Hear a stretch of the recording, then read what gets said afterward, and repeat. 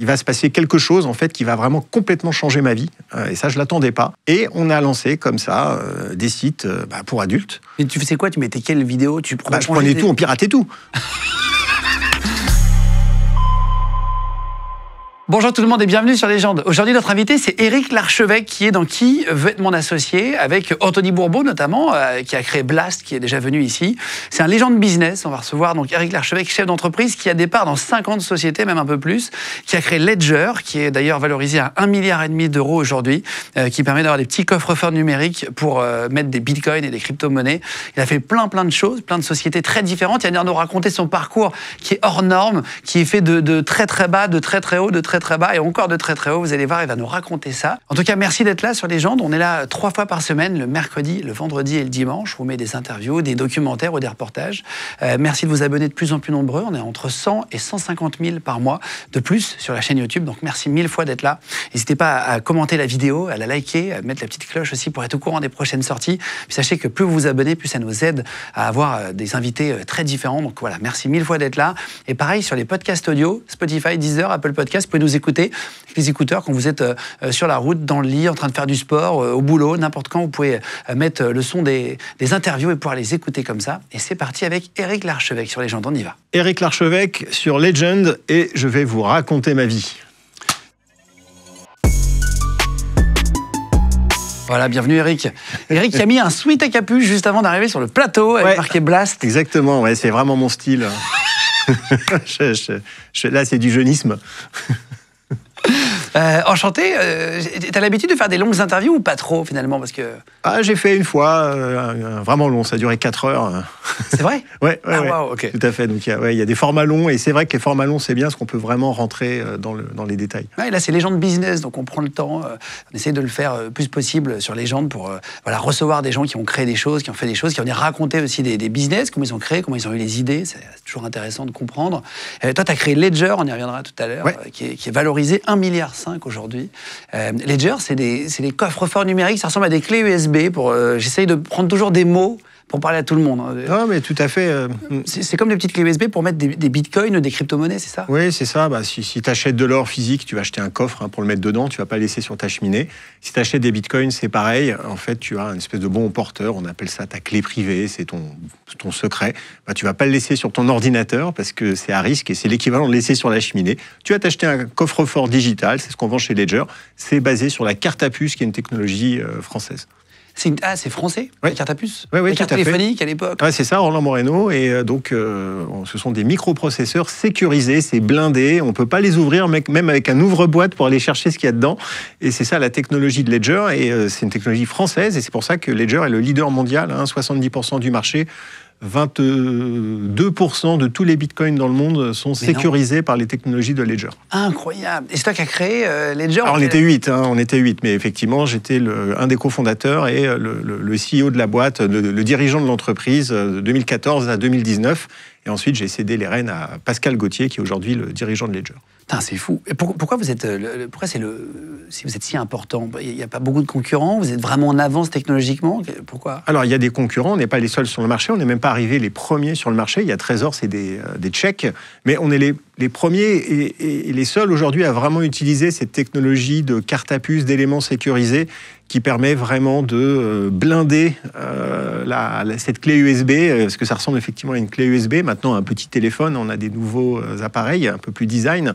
Et le métier de Ledger, c'est vraiment de sécuriser des informations. T'es dans Qui veut être mon associé sur M6, on va y revenir pour parler un peu de tout ce que tu fais, mais tu fais plein de choses.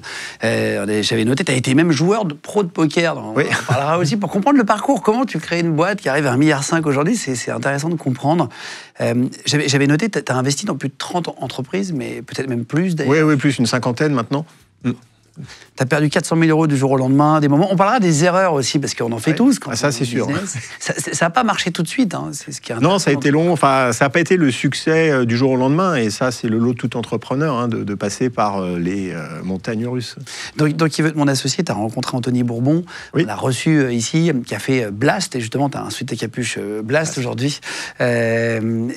Pourquoi tu es dans Blast? Qu'est-ce que tu fais avec Blast? On en reparlera après, mais Blast, c'est un club d'entrepreneurs où vous inscrivez, ils acceptent des dossiers de gens qui veulent investir. Ça peut être investir 1 000 €, hein, pas forcément des très grosses sommes.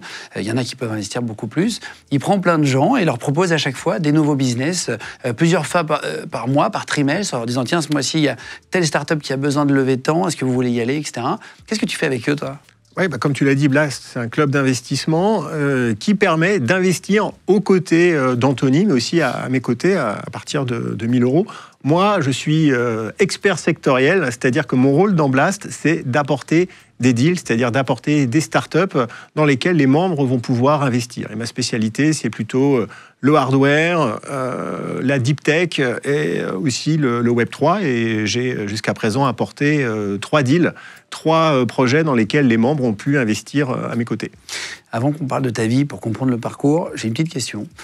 Anthony Bourbon, quand il est venu, il m'a dit un truc en partant. Il était vraiment presque dans le couloir. Il me dit, putain, tu sais que tu vas rencontrer Éric Larchevêque. Il m'a dit, c'est assez fou parce que ce mec, il m'a prédit il y a 6 mois que le Bitcoin, il était à l'époque à 1/3 du prix d'aujourd'hui. Tu lui as dit, écoute, ça va multiplier par 3 d'ici 6 mois. Il faut investir maintenant, etc. Tu verras, dans 6 mois, ça dépassera 100 000 $. Oui. Ça a dépassé 100 000 $. Tu avais prédit ça. Qu'est-ce que tu prédis pour la suite du Bitcoin? Alors, j'ai effectivement des prédictions qui ne sont pas des conseils en investissement. Attention, il faut être raisonnable.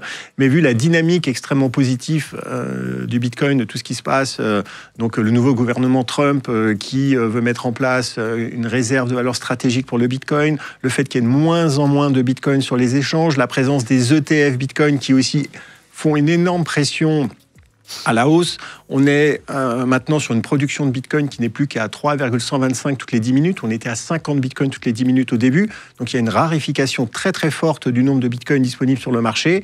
Et donc si tout ça continue, si d'autres pays se mettent dans la boucle aussi d'avoir des réserves stratégiques de valeur en Bitcoin, pour moi, on va dépasser les 250 000 $ avant juin 2025. Donc c'est ma prédiction, qui n'engage que ceux qui y croient. Encore une fois, attention, c'est très volatile et n'investissez que de l'argent que vous pouvez perdre. Voilà, que vous pouvez perdre. Donc vous n'avez pas besoin. Donc vous n'avez pas besoin à court terme. Ce sont des investissements à long terme que l'on fait sur les crypto-actifs. Mais en tout cas, le Bitcoin, effectivement, n'a pas terminé, je pense, son ascension fulgurante. C'est vrai. Toi, parce qu'aujourd'hui, au jour du tournage, en tout cas, il est pas loin des 100 000 €. Oui, tout tourne autour des 100 000 $. Oui. Enfin, presque. Tu sais qu'il faut faire attention à ce qu'on dit parce que ça, ce genre de vidéo, ça peut ressortir dans 5 ans en disant, ouais, il est fort, il est vraiment. Ou pas.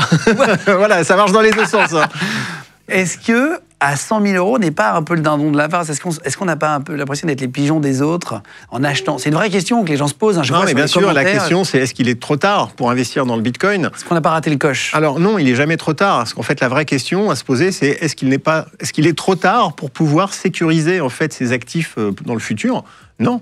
Il n'est jamais trop tard. Le Bitcoin, de toute façon, à long terme, va continuer de monter. La question, c'est même pas de savoir si un jour il va atteindre 1 million $, c'est de savoir quand. Et donc, pour moi, le Bitcoin, c'est le véhicule le plus puissant pour pouvoir vraiment conserver son pouvoir d'achat, ses actifs financiers dans le futur. Et en ce qui me concerne, le Bitcoin, c'est pas un investissement, c'est un aboutissement. Et c'est pour ça que j'ai 100% de mes liquidités en Bitcoin. Moi, j'ai pas d'euros. J'ai tout en Bitcoin. Mais attends, c'est pas possible. T'as pas d'argent, enfin tu gardes quasiment rien. Rien. Alors bien sûr, d'un point de vue technique, fonds de roulement. Fonds de roulement en euros parce que c'est normal. Pour payer la boulangère. Exactement. Par contre, dès que j'ai de l'argent qui arrive, si je vends quelque chose, une exit, tout de suite ça part en Bitcoin parce que moi je pourrais pas dormir la nuit si j'avais tout en euros, sur des actions.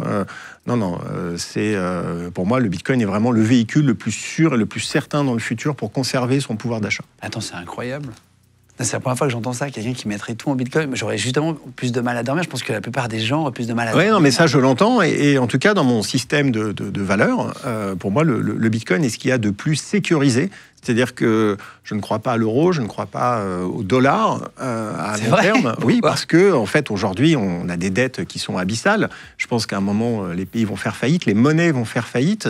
Une monnaie, du reste, ça va durer 20 ans, 30 ans. Au bout d'un certain temps, ça finit par s'épuiser parce que on a quand même la machine qui imprime des billets. Il y a une inflation. L'inflation, c'est la meilleure arme, en fait, pour récupérer l'argent des citoyens. On imprime, en fait, et on confisque tout le pouvoir d'achat des citoyens. Et moi, j'ai pas envie que ça m'arrive. J'ai envie de pouvoir vraiment posséder des actifs qui vont, en fait, garder leur pouvoir d'achat dans le futur. Et le Bitcoin représente, en ce qui me concerne, en tout cas, le niveau le plus abouti de la conservation d'actifs de valeur dans le futur. Tu conseilles de les conserver. Alors, toi, tu as fait Ledger, oui. Mais est-ce qu'on peut les laisser sur Internet, sur des sites? Qu'est-ce que tu conseilles à ceux qui vraiment n'y connaissent rien? Alors, pour ceux qui n'y connaissent rien, parce qu'en fait, tu peux être ta propre banque, et quand tu es ta propre banque, en fait, il y a beaucoup de pouvoir et donc beaucoup de responsabilités. On peut se faire livrer ces bitcoins sur des clés Ledger et tout gérer soi-même. C'est le même principe que de se faire livrer des pièces d'or, il faut les sécuriser. Mais on peut aussi les laisser sur des plateformes d'échange. Et là, pour quelqu'un qui ne veut pas trop se poser de questions, il y a une plateforme qui s'appelle CoinHouse. C'est une des plateformes que j'ai cofondée suite à la maison du Bitcoin. Là, CoinHouse va tout gérer pour vous, va les sécuriser, va gérer aussi tout ce qui va être achat, revente et même vous conseiller sur le type de crypto-actifs que vous voulez acheter. Donc on n'est pas obligé de tout gérer soi-même. Ce qui me paraît important, et c'est là le vrai conseil que j'ai envie de donner, le message que j'ai envie d'envoyer, c'est qu'il faut se renseigner, il faut passer du temps à comprendre le Bitcoin. On passe, 80 000 heures dans sa vie à travailler. On peut bien en passer 10 pour comprendre comment garder le fruit de ce travail. Et comprendre le Bitcoin, pour moi, doit faire partie de cet effort-là, de passer un petit peu de temps à comprendre comment ça fonctionne, parce que pour comprendre le Bitcoin, il faut comprendre la monnaie. Et quand vous avez compris comment la monnaie fonctionne, je peux vous assurer que le Bitcoin va devenir très très vite un réflexe très clair. Voilà, on va en reparler après, c'est vraiment trop intéressant. C'est toi qui avais fondé la maison du Bitcoin? Oui. Aussi, et donc, c'était un vrai cursus là-dedans. Oui, ça fait plus de 10 ans maintenant que je m'intéresse au Bitcoin et aux différents cryptoactifs. Oui. Je ne l'ai pas cité parce que tu as fait tellement de choses. Tu disais une cinquantaine de boîtes. En tout cas, tu participes à une cinquantaine de sociétés. Oui, en tant qu'investisseur, oui. On va parler du parcours pour comprendre. Né à Boulogne-Billancourt. Oui. Tu as quel âge aujourd'hui, toi? 51. 51. Oui. À 5 ans, tu vas déménager dans le Cher. Pourquoi vous partez de l'Île-de-France? Alors, effectivement, j'étais à Paris et mon père, la famille de mon père est à Vierzon, donc dans le Cher. C'est une famille de porcelainiers donc, qui faisait de la porcelaine. Et ma mère était petit rat de l'opéra, était devenue ensuite travailler donc artiste, danseuse. On était à Paris, tout allait bien. Et en fait, j'ai eu un souffle au cœur. On ne savait pas si c'était bénin ou pas et on n'arrivait pas trop à savoir. Et les médecins ont dit à ma mère, il faut qu'il aille à la campagne, qu'il prenne le grand air. Et donc, ma maman a décidé de tout plaquer à Paris, sa carrière, pour aller s'installer à côté de Vierzon, dans le Cher, dans une maison familiale. Elle a ouvert son école de danse là-bas. Et c'est comme ça que je me suis retrouvé à faire l'école et le collège à Vierzon. Ça a servi à quelque chose? J'ai un souffle au cœur, mais j'ai jamais entendu l'histoire d'aller dans la campagne. Alors, il s'est avéré que mon souffle au cœur s'est révélé bénin. Donc je ne sais pas si la campagne... En tout cas, ça fait pas de mal. Sortir des villes et au grand air et passer son temps à jouer dans la forêt, à construire des cabanes, c'est toujours bien. Toi, tu es chef d'entreprise, tu es dans le business. Est-ce que tu as cet ancrage grande ville ou justement tu as gardé un peu ses racines et tu aimes bien aller dans la campagne et de la vraie terre? Alors ça dépend des époques. Quand j'ai commencé à être étudiant et que j'ai commencé le business, j'étais à Paris. Et je voulais vraiment être à Paris. Pour moi, les grandes villes, c'était là où il se passe tout, en fait. Et puis, après, quand je me suis rapproché des 50 ans, je me suis dit, en fait, la terre, la campagne, la forêt, c'est ce qu'il me faut. Et à un moment, j'ai eu ce besoin. Je veux une forêt. Et c'est pour ça que j'ai tout plaqué. Je me suis réinstallé en Sologne, pas loin de Vierzon, pour arriver dans ce que j'appelle aujourd'hui une slow life. Et donc, je suis bien installé dans un beau domaine en Sologne, au milieu de la forêt. Et je suis tranquille et ça me convient parfaitement. Mais je pense qu'il y a vraiment des stages dans la vie, des époques différentes où on n'a pas forcément besoin et envie de la même chose. Tu viens à Paris par intermittence? Tu fais comment? Oui, je viens à Paris régulièrement. C'est 1h30 en train par la gare d'Austerlitz, 2 heures en voiture. En fait, c'est très très pratique et donc j'ai un peu le meilleur des deux mondes. Putain, c'est fort. Ouais.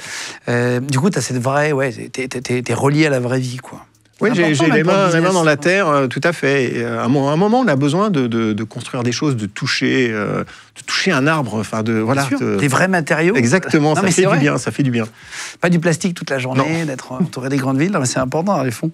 Donc t'es élevé, tes parents ont pas trop d'argent, ils sont plutôt une famille aisée, t'es comment? Alors je pense qu'on était une famille aisée, dans le sens où j'avais toujours à manger sur la table, et puis on pouvait aller en vacances, on allait à l'île de Ré quand j'étais petit. Mon père était industriel, donc avait une usine de porcelaine, mais dans les années 80, ça a périclité, on n'a pas résisté à la concurrence allemande et aussi à la Chine qui exportait de la porcelaine vraiment pas chère. Ça s'est cassé la figure, tout a été rasé, mon père est parti en pré-retraite, donc l'aventure familiale s'est pas bien terminée, mais en tout cas c'est à ce moment-là où je suis reparti à Paris pour pouvoir faire mon lycée et puis ensuite commencer mes études. Tu vas faire des études d'ingénieur informatique, c'est ça? D'ingénieur en électronique. En électronique? Oui, c'est ça, parce que j'ai découvert l'ordinateur quand j'avais une dizaine d'années. Et j'ai tanné ma mère jusqu'à ce qu'elle m'en achète un. À l'époque, ça valait quand même assez cher. Enfin, ça l'est toujours, mais en tout cas, à l'époque, personne ne savait si ça servait à quelque chose. Non, mais tout à fait. Donc, j'ai eu la chance d'avoir une famille qui a pu me permettre d'acheter cet ordinateur. Et là, pour moi, tout de suite, ça a été très clair. Je voulais devenir ingénieur en ordinateur. Je voulais comprendre comment ça fonctionnait. Et donc, j'ai fait une école d'ingénieur en électronique parce que ce qui m'intéressait, c'était le matériel, le hardware, plus que le logiciel. Tu vas te faire virer de l'école d'ailleurs. Alors oui, pourquoi alors j'ai failli me faire virer puisque j'ai piraté en fait le réseau de l'école en troisième année. Et je me suis fait choper parce que je ne savais pas qu'ils avaient des backdoors, ils étaient connectés par des Minitel, on avait tout cassé, on avait tout fermé pour pouvoir prendre le contrôle du réseau. Et ils avaient réussi à se connecter avec des Minitel, pour ceux qui se rappellent, c'était un terminal téléphonique. Comme un ordinateur. Comme un ordinateur, voilà, vraiment ancien. Et donc ils ont pu en faire l'équivalent de capture d'écran pour voir qui était connecté. Et donc je me suis fait convoquer, j'ai failli être viré, mais j'ai négocié pour pouvoir faire en fait 2 mois de travaux forcés pendant les vacances, où j'ai pu installer en fait le nouveau réseau. J'ai pas compris, ils m'ont donné les clés, on dit tiens, installe le nouveau réseau. Donc j'ai pu l'installer et puis mettre mes backdoors. Voilà, c'était un moment très chouette. Le Minitel, c'était 3615 quelque chose à l'époque. Il fallait faire 3615 ULA. Par exemple. ULA, c'est ce qui a enrichi Xavier Niel au départ, non? Les messageries roses, tout à fait. En fait, ce qui a enrichi Xavier Niel, c'est 3617 ANU, U. Tout court, c'était l'annuaire inversé. Et donc, c'est une histoire assez incroyable. Il a fait du reverse engineering, c'est-à-dire qu'il a reconstruit l'annuaire en interrogeant des Minitel pour faire un annuaire qu'il possédait lui-même. Il a même scanné plein de pages de l'annuaire pour reconstruire un annuaire inversé. Donc, on mettait le numéro et on obtenait le nom. Et c'est ça qui a démarré la carrière de Xavier Niel en mode total pirate, puisqu'il s'est pris un procès de France Télécom à l'époque, avant que ça s'appelle Orange, et ils lui ont réclamé, je crois, 250 millions de francs. Enfin, c'était une folie. Et donc, c'est pour ça que Xavier Niel dit toujours qu'il faut mordre la ligne jaune si on veut réussir à faire quelque chose. Et ça, j'avoue que c'est un peu... Il y a beaucoup d'entrepreneurs qui fonctionnent comme ça, et moi aussi. On en parlera après, c'est intéressant, ça. Non, mais c'est vrai, c'est être dans le gris, quoi, en gros. Ouais, c'est ça, mais sinon, en France, c'est pas possible. Si on obéit à toutes les règles, tous les trucs, on peut pas s'en sortir. Donc, bien sûr, il faut pas la franchir, parce qu'après, on peut faire des choses qu'on peut regretter. Mais la ligne jaune, elle est là, elle est faite pour être mordue. Après, tu vas faire tes premiers business, c'est marrant. Tu vas commencer à pirater des jeux vidéo à l'époque. Oui. Tu as même des logiciels. Il y avait tu craquais les logiciels. Ouais, c'est ça, des jeux. Et puis, tu les revendais à qui? À tes potes, machin? Ouais, j'allais dans des magasins, la Fnac pour pas le citer, et au rayon logiciel. Et puis, je voyais les gens, ils voulaient acheter tel ou tel jeu. Et donc, moi, j'ouvrais, et puis c'est vrai, je montrais que j'avais les jeux piratés. J'ouvrais mon blouson et j'avais un peu les disquettes. C'était des disquettes à l'époque. Et l'ancêtre des CD-ROM, et je les vendais comme ça, l'équivalent de quelques euros, et je me faisais mon argent de poche comme ça. Après, tu vas vendre des décodeurs Canal+. Alors après, oui. T'étais de l'autre côté de la ligne, là. Oui, là, j'avoue. J'étais un peu de l'autre côté de la ligne, parce que j'étais donc en école d'ingénieur en électronique. J'avais mon laboratoire d'électronique dans ma chambre d'étudiant, et on fabriquait des décodeurs pirates pour Canal+. On vendait ça 500 francs, 70 €, sachant qu'à l'époque, c'était environ 100 francs par mois l'abonnement, une quinzaine d'euros. Une fois, ils payaient. On payait une fois et après, ça décodait, ça fonctionnait plutôt bien. Et donc, c'était assez facile à vendre. Par contre, je n'ai pas industrialisé. Je faisais juste un petit peu d'argent de poche comme ça, mais je me suis pas dit que j'allais monter un business parce que ceux qui l'ont fait dans mon école se sont fait choper et ça s'est pas très bien terminé pour eux. T'as jamais eu de message de Canal+ après quand tu Non, je pense qu'ils s'en fichent complètement. Mais de toute façon, ils ont après fait évoluer leur système d'encodage et au bout de quelques années, ça fonctionnait plus. Parce qu'à l'époque, il y avait vraiment le décodeur, les chaînes étaient cryptées, c'est-à-dire que c'était à moitié brouillé. C'est ça, le peigne, on prenait un peigne en fait, et donc ça, je pense qu'il y a des générations de jeunes, moins jeunes aujourd'hui, qui ont connu le samedi soir sur Canal+ avec leur peigne. Le film porno, ouais. Voilà, c'est ça, pour le film X. Vu que Canal a été la première chaîne à diffuser des films pornographiques. Et sur M6, il n'y avait pas des films porno, il y avait des films érotiques sponsorisés par 3615 ULA. Ah ouais? Ah oui. Il y avait juste un bout de sein en gros. Ouais, c'est ça. Ce qui, aujourd'hui, effectivement, ça ferait beaucoup rigoler. C'est clair. 4e année d'études, 21 ans, tu vas écrire un livre avec un de tes amis, un de tes potes à l'époque, qui s'appelle Montage avancé. Pour PC. Donc un livre technique. Ouais. Et là, tu vas en vendre quand même jusqu'à 10 000 exemplaires. Oui, franchement, ça a été un succès de librairie. C'est toujours plus facile, attention, avec les livres techniques, de réussir à faire de belles ventes. 10 000, c'est bien. C'est une belle réussite pour un bouquin. Et donc, grâce à ça, j'ai mon premier capital, en fait. C'est grâce à ce livre que je réussis à réunir un petit peu d'argent. Un petit pécule qui me servira ensuite à créer ma première entreprise. Tu as combien à peu près, là, quand tu vends 10 000 livres? C'est intéressant pour comprendre le parcours. J'ai dû faire à peu près... En francs alors, ouais, c'était en francs à l'époque. Donc... je pense que j'avais récupéré l'équivalent de 50 000 francs. D'accord. Ça, plus toutes mes petites bidouilles. J'étais aussi pigiste dans les journaux d'électronique. Donc, j'avais à peu près réussi à faire 50 000 francs. Donc, l'équivalent de 7 000 €. Ce qui, à l'époque, 7 000 €, c'est peut-être l'équivalent de 15 000 maintenant. Donc, j'allais dire, c'est 50 000 francs, c'est même dans l'immobilier, c'est 50 000 €. Oui, peut-être. Ouais, tout à fait, bien sûr. Et donc, voilà, c'était mon premier capital que j'avais réussi à amasser comme ça. Donc tu prends cet argent-là et tu vas faire un stage chez Philips. C'est intéressant. En dernière année, oui. En dernière année, ça se passe pas bien. Non, ça se passe pas bien du tout. Donc c'est le stage de fin d'année chez Philips Semiconductors où je vais travailler dans la microélectronique. Et là, je me rends compte qu'en fait, je pourrais jamais bosser dans une grande boîte parce que j'ai vraiment l'impression d'être un petit morceau d'engrenage dans une énorme machine. J'ai travaillé sur la télévision numérique terrestre qui a été mise sur le marché TNT. 12 ans après. Voilà, 12 ans après les décodeurs. Donc, en fait, j'avais l'impression de servir à rien. Et je voyais tous les autres ingénieurs qui erraient de là-bas dans cet énorme bâtiment grisâtre comme des âmes en peine. Et je me disais en rentrant, mais comment ils font pour pas se pendre ? Donc je me suis dit non mais je peux pas, je vais être en perte de sens totale, je pourrais jamais bosser dans une grosse boîte. Et là je me suis dit faut que je trouve une autre solution parce qu'avec mon diplôme je peux pas aller bosser dans des petites entreprises, ça n'existait pas à l'époque, c'était que des grosses boîtes avec des gros laboratoires. Et là tu préfères les petites boîtes dynamiques que les gros pagons. Oui, et surtout je me dis en fait je peux pas bosser pour quelqu'un, je vais pas supporter de devoir en fait me limiter, me brider. J'avais le sentiment de me brider, de ne pas pouvoir donner toute la puissance que j'avais envie de donner. Et donc, travailler dans une grande entreprise, tout de suite, je me suis dit non. Et dans mon domaine, il n'y avait pas de petite entreprise. Tu vas fonder une boîte après, un petit business, avant d'aller au service militaire. À l'époque, tu vas faire des sites web. C'est ça. En fait, on est en 1996, c'est le début d'Internet. Et là, on voit l'opportunité de pouvoir proposer aux entreprises d'aller sur Internet. Et à l'époque, on leur expliquait, c'est comme le Minitel, on en reparle de ce Minitel, sauf que c'est en couleur, c'est plus rapide. Mais les gens nous disaient, mais non, ça sert à rien, on a le Minitel. Pourquoi les emails, ça sert à rien, on a le fax. Donc c'était vraiment au tout début et je devais expliquer l'intérêt des sites Internet. Et quand on avait des clients, après, on les mettait en ligne. Mais à l'époque, c'était très technique parce qu'il fallait vraiment tout faire l'hébergement. Enfin, on n'avait pas les outils qu'on a aujourd'hui. Maintenant, il y a des sites Internet où tu t'inscris, tu fais c'est très simple. Mais à l'époque, c'était très, très technique. Après, donc, service militaire, tu y vas comme scientifique. Scientifique du contingent parce que j'ai mon entreprise. Je me dis, je ne peux pas aller 9 mois là, dans les tranchées. Donc, je fais scientifique du contingent. Donc, ça fait 12 mois au lieu de 9 mois.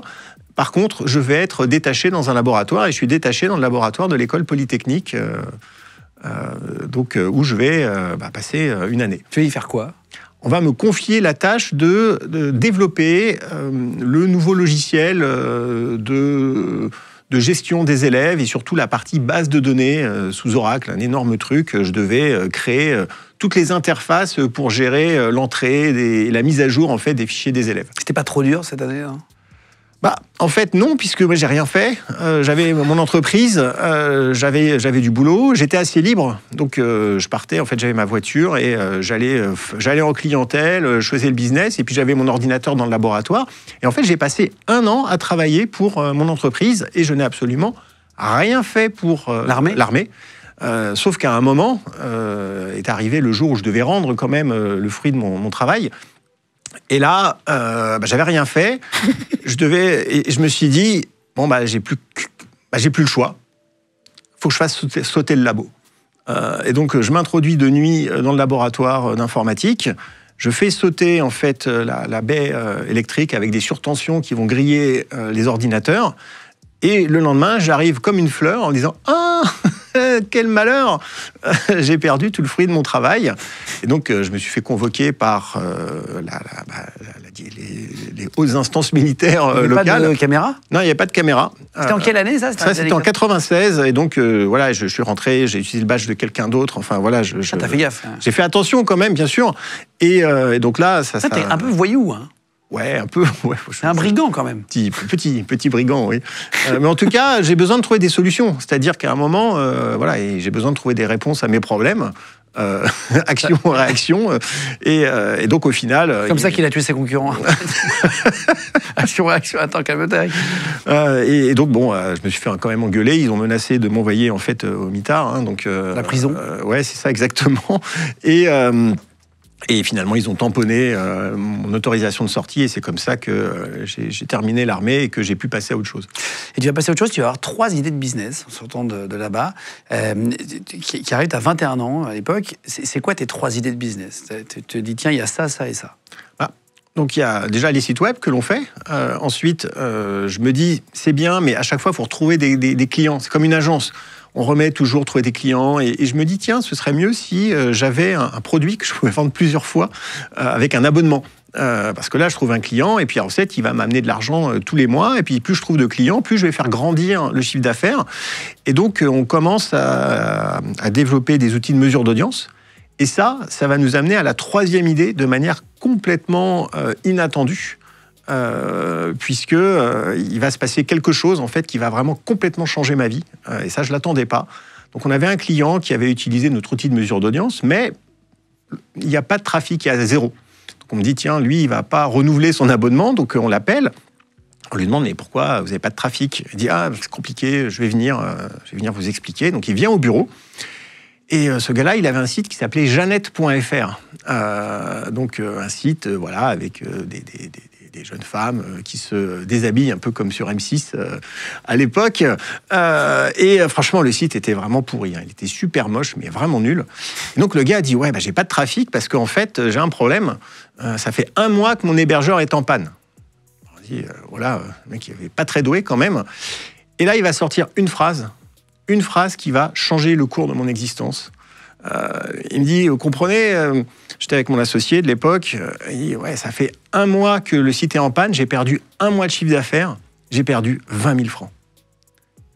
Et là, je me suis regardé avec Laurent, mon associé, et on a compris la même chose. Nous, on travaillait comme des chiens pour gagner 50 000 francs, donc 7 000 euros ou 15 000 euros. Mmh. Et lui, avec un site complètement pourri, arrivait à faire 20 000, et donc on s'est dit, mais si ce gars-là, qui n'est pas doué, avec ce site de merde, fait 20 000 balles. Mais nous, on va mettre notre technologie, notre savoir-faire, on va faire un truc bien, mais on va faire le double. Et donc, du jour au lendemain, on a décidé de créer une nouvelle boîte, une SRL de presse, parce qu'on n'avait pas assez d'argent, il fallait 50 000 francs de capital, on ne les avait pas. On a trouvé l'existence de la SRL de presse avec 2 000 francs. On a créé cette nouvelle société. Et on a lancé comme ça des sites pour adultes. Et tu faisais quoi ? Tu mettais quelles vidéos ? Je prenais tout, on piratait tout. On allait sur Internet. À l'époque, il y avait les newsgroups, c'est les ancêtres un petit peu des forums. Et donc, on récupérait du contenu, on s'en fichait complètement. Et on mettait ça en ligne. Et derrière, on vendait un abonnement qu'on payait par carte bancaire. On avait mis en place toutes les manières pour pouvoir facturer, gérer le paiement, parce qu'à l'époque, il y avait rien. Et donc, on a lancé le business vraiment comme ça, par pur opportunisme, hein, parce que jamais j'aurais pensé un jour faire ça. Et donc, le premier mois, on a lancé ça en 98, en août 98, et donc on a fait 30 000 francs, 50 000, 70, 90 000, 120 000, 200 000 chaque mois. Ah oui, ça augmentait. Après, on est passé à l'euro.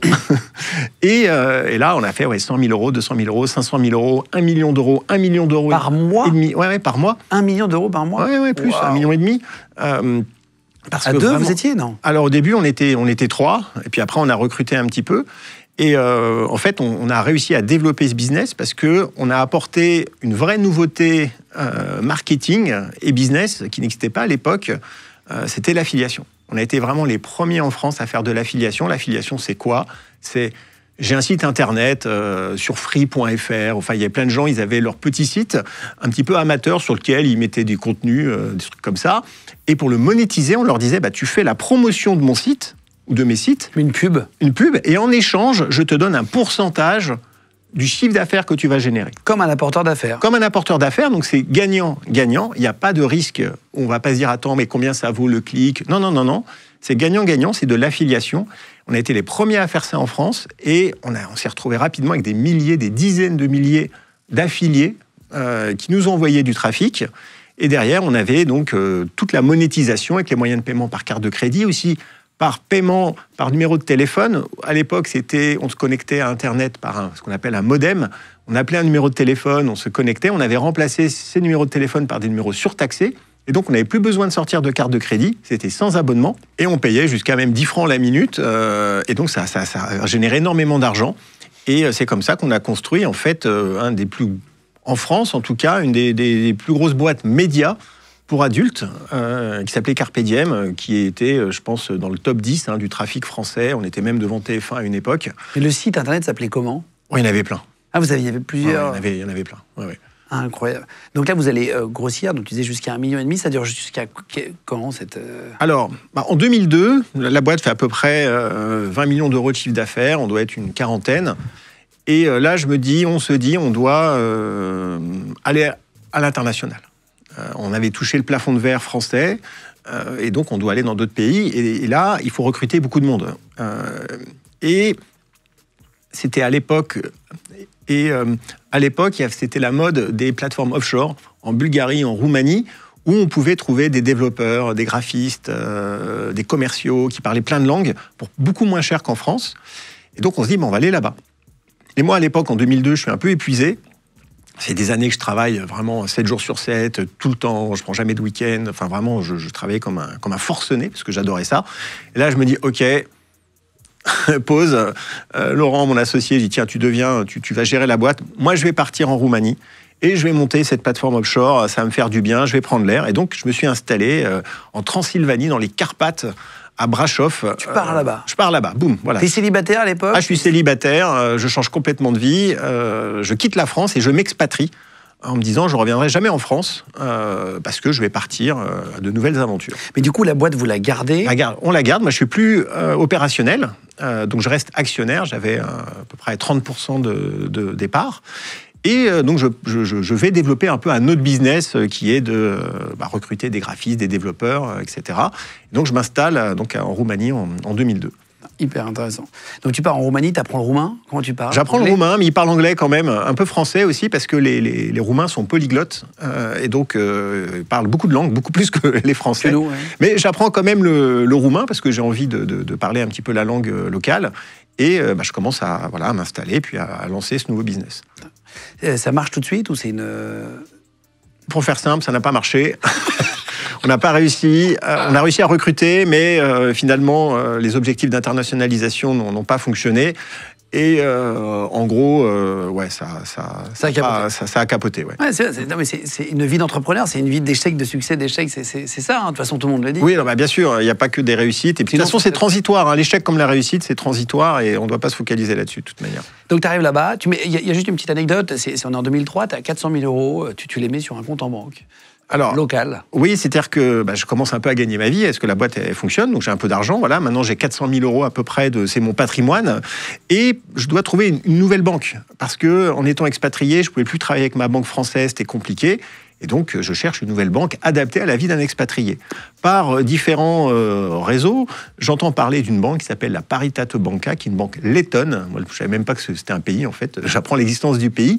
Je rencontre les banquiers, en fait, à Gare de Lyon, au Train Bleu. J'ouvre un compte là-bas. Je mets tout mon argent là-bas. Et donc, c'est super parce que...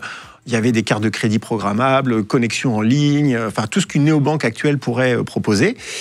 Et donc ça devient ma banque. Et quelques temps plus tard, en 2004, je suis à Las Vegas, au CES, je regarde un peu ce qui se passe en tech, et puis je veux retirer de l'argent et ça marche pas. Bon, le lendemain, je réessaye, ça marche toujours pas. Je dis merde, je vais me connecter à la banque, ça répond pas. Donc je commence un peu à chercher en letton, en russe, les news un peu locales. Et là, je me dis, oula, la Paritate Bank, en fait, fait faillite suite à un usage frauduleux des fonds. En gros, les patrons de la banque se sont barrés avec le pognon. Et je perds tout ce que j'ai. Donc là, la banque fait faillite, tu perds tout ton... Ah bah oui, parce que là, de toute façon, j'ai plus accès à rien. Et puis, je vois que la banque a fait faillite. Et donc, je perds tout le fruit de mon travail. Donc, ça fait un peu un coup à la tête. Mais d'un autre côté, je me dis que ça va, j'ai une boîte qui fonctionne. Oui, tu as encore 30%. Oui, voilà. En fait, je passe vite à autre chose. Et je me dis, bon, première leçon, les banques... faire attention quand même, c'est pas un espèce de truc infaillible, invincible. Quand la banque répond plus, tu crois que tu as de l'argent, mais en fait non, tu n'as rien. Tu vois, parce que tu n'as que des créances. C'est intéressant ça. J'avais jamais entendu, tu vois, qu'une banque, quelqu'un a mis de l'argent dans une banque qui fait faillite, j'avais pas encore entendu. Ah bah ça arrive. Alors après, en France, en tout cas, il y a, je crois qu'on est à, je vais dire de bêtises, mais 70 000 € qui sont garantis par l'État. Mais si tu as plus que 70 000 € et que la banque fait faillite, t'as rien. Et donc en Grèce, par exemple, dans d'autres pays, c'est déjà arrivé et les gens perdent tout. Le seul truc qui m'est arrivé dans ma famille, là, on a payé pour les 70 ans de mes parents un énorme voyage. Toute la famille s'est cotisée chez Thomas Cook. Oui. Voyagiste, ouais. Voyagiste. Et on avait 5 000 € de bons d'achat. Toute ma famille a acheté, vraiment tous mes oncles, mes cousins et ça. On a mis 5 000 € dans un pot commun pour mes parents. Ça a fait faillite, on a perdu le voyage, on n'a jamais pu se faire rembourser, etc. Machin. Bon, ouais, c'est un peu équivalent, c'est des créances en fait. C'est beaucoup plus petit que toi, c'est 400 000 €. Ouais, mais bon, c'est le même principe. C'est-à-dire qu'en fait, tu as une créance, c'est pas de l'argent que tu as, tu ne possèdes pas ton argent, tu as juste des créances. Tu vas chercher un associé après, donc tu es en Lettonie, tu es à Riga. Alors, je suis à Riga, alors... Tu habites là-bas En fait, ce qui s'est passé, c'est que... pourquoi Riga? C'est-à-dire, en fait... À un moment, en Roumanie, je commence un peu à m'embêter. Je me dis, OK, je veux changer, quoi. Je tourne en rond, je veux changer de crèmerie. Et donc, finalement, grâce à la Paritate Bank, j'entends parler de Riga, je découvre le pays. C'est pour ça que je décide d'aller là-bas, parce que, franchement, Riga, c'est magnifique. C'est une très belle ville, une vieille ville, avec une superbe architecture. Et donc, je me dis, attends, il faut que j'aille là-bas. Et en plus, c'est un pays qui était en pleine croissance. On appelait ça les tigres baltes à l'époque, avec l'Estonie et la Lituanie, 10% de croissance du PIB annuel. C'est des pays qui se sont reconstruits parce qu'ils sont sortis en fait de l'Union soviétique et ils ont dû reconstruire les infrastructures de manière beaucoup plus moderne. Et donc, je vais là-bas et je décide de lancer un business en Haïti pour dire, allez, je vais faire quelque chose, on va bien découvrir. Mais ça ne fonctionne pas parce que le pays est trop petit et puis l'Haïti, c'est l'Estonie au nord qui gère un petit peu tout. Et je rencontre un Français avec qui je m'associe. Et un peu par truchement, différents hasards, je me mets à développer un hôtel. Donc là, je change aussi complètement.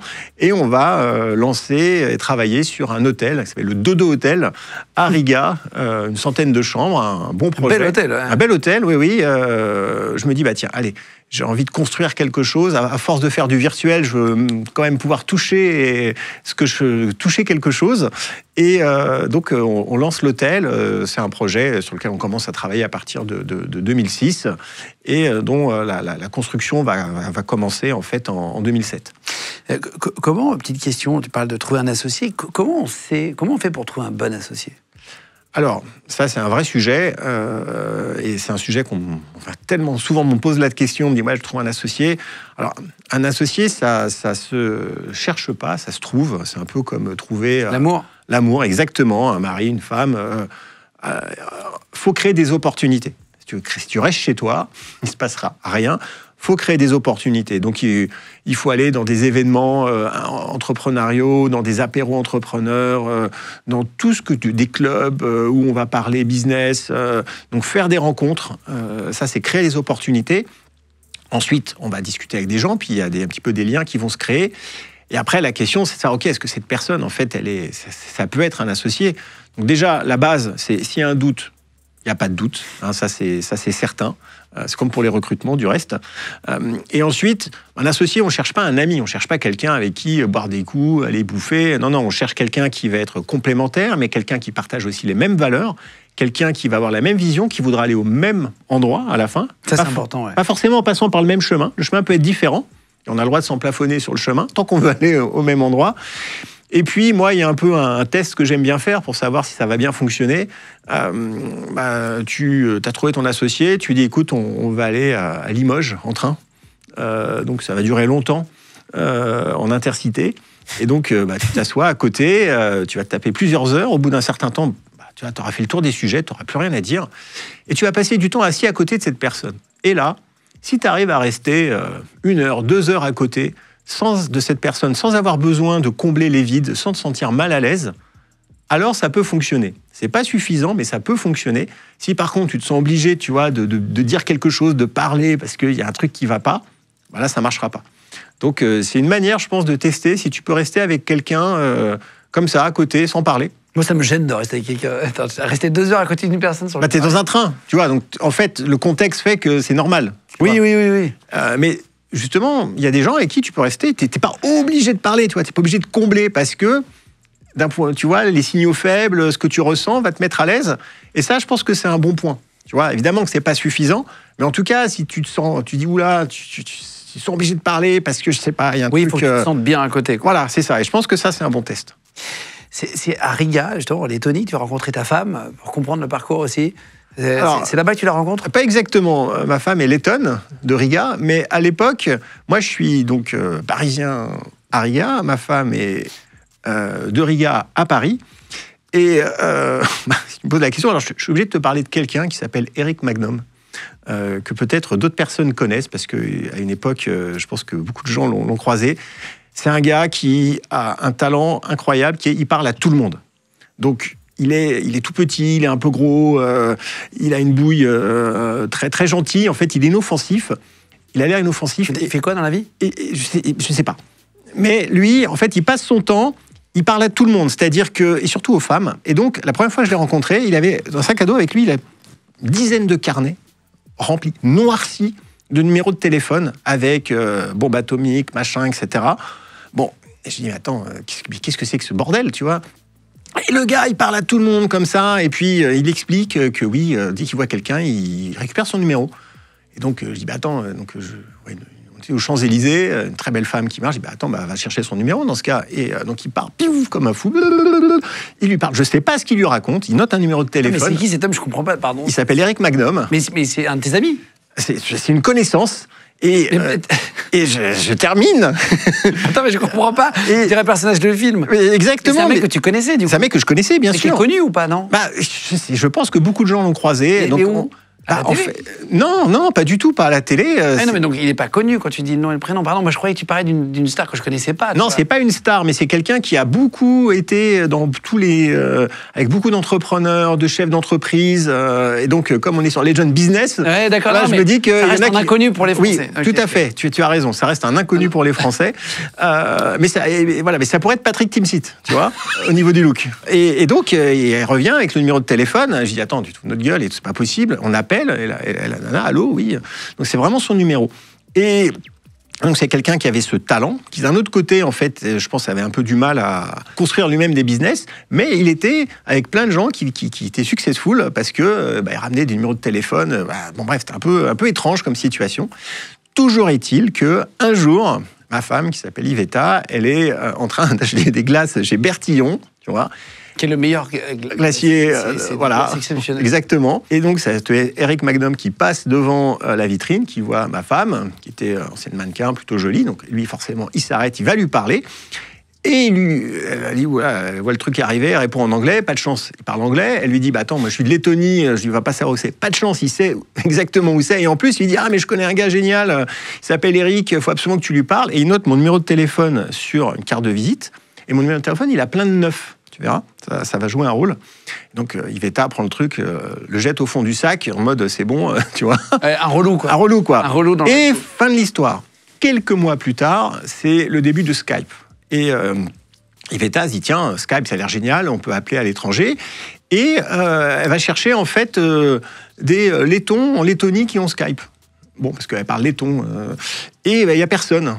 Et comme elle est en France, elle dit, tiens, je vais chercher des Lettons en France, il n'y en a pas. Et elle inverse la recherche, et elle cherche des Français en Lettonie. Il y en a un, c'est moi. Et elle regarde, en fait, mon profil. Il y a un numéro de téléphone qui est associé. Elle voit ce numéro avec des 9. Elle se rappelle, elle fouille dans son sac, et elle voit qu'il y avait mon nom, effectivement, qui correspondait. Et donc, un jour, je reçois un message qui me parle d'Eric Magnum, un truc comme ça. Et c'est comme ça qu'on a commencé à discuter. J'ai demandé une photo, évidemment. Quel filou, ça. Et voilà, et c'est comme ça qu'on s'est rencontrés un jour à Paris. Je lui ai donné rendez-vous à Paris, place Saint-Michel, 21 juin, je crois que c'était 2007. C'était la fête de la musique, c'était blindé. On a mis 1 heure à se trouver. Mais voilà, et vous êtes bien trouvés. On s'est bien trouvés, exactement. Vous êtes toujours ensemble aujourd'hui? On est toujours ensemble, on est mariés, on a 3 enfants. Waouh, ouais. Incroyable. T'as été aussi jolie qu'en photo ou pas? Ah bien, je m'étais plus jolie qu'en photo. Non mais attends, c'est improbable cette histoire. Ouais, c'est une histoire improbable. Mais c'est souvent comme ça dans la vie, en fait. Il se passe plein de choses. Il y a des opportunités qui se créent. Moi, j'aime bien ce contexte de sérendipité. C'est-à-dire que voilà, tu ouvres des portes, tu crées du chaos, en fait. Plus tu vas créer du chaos dans ta vie, de manière positive, pas toxique, plus tu vas créer du chaos et t'ouvrir aux choses, plus il va se passer, en fait, plus il y aura des événements, plus il va se passer des choses et plus il y aura des opportunités. Ce chaos, c'est pas positif comme mot.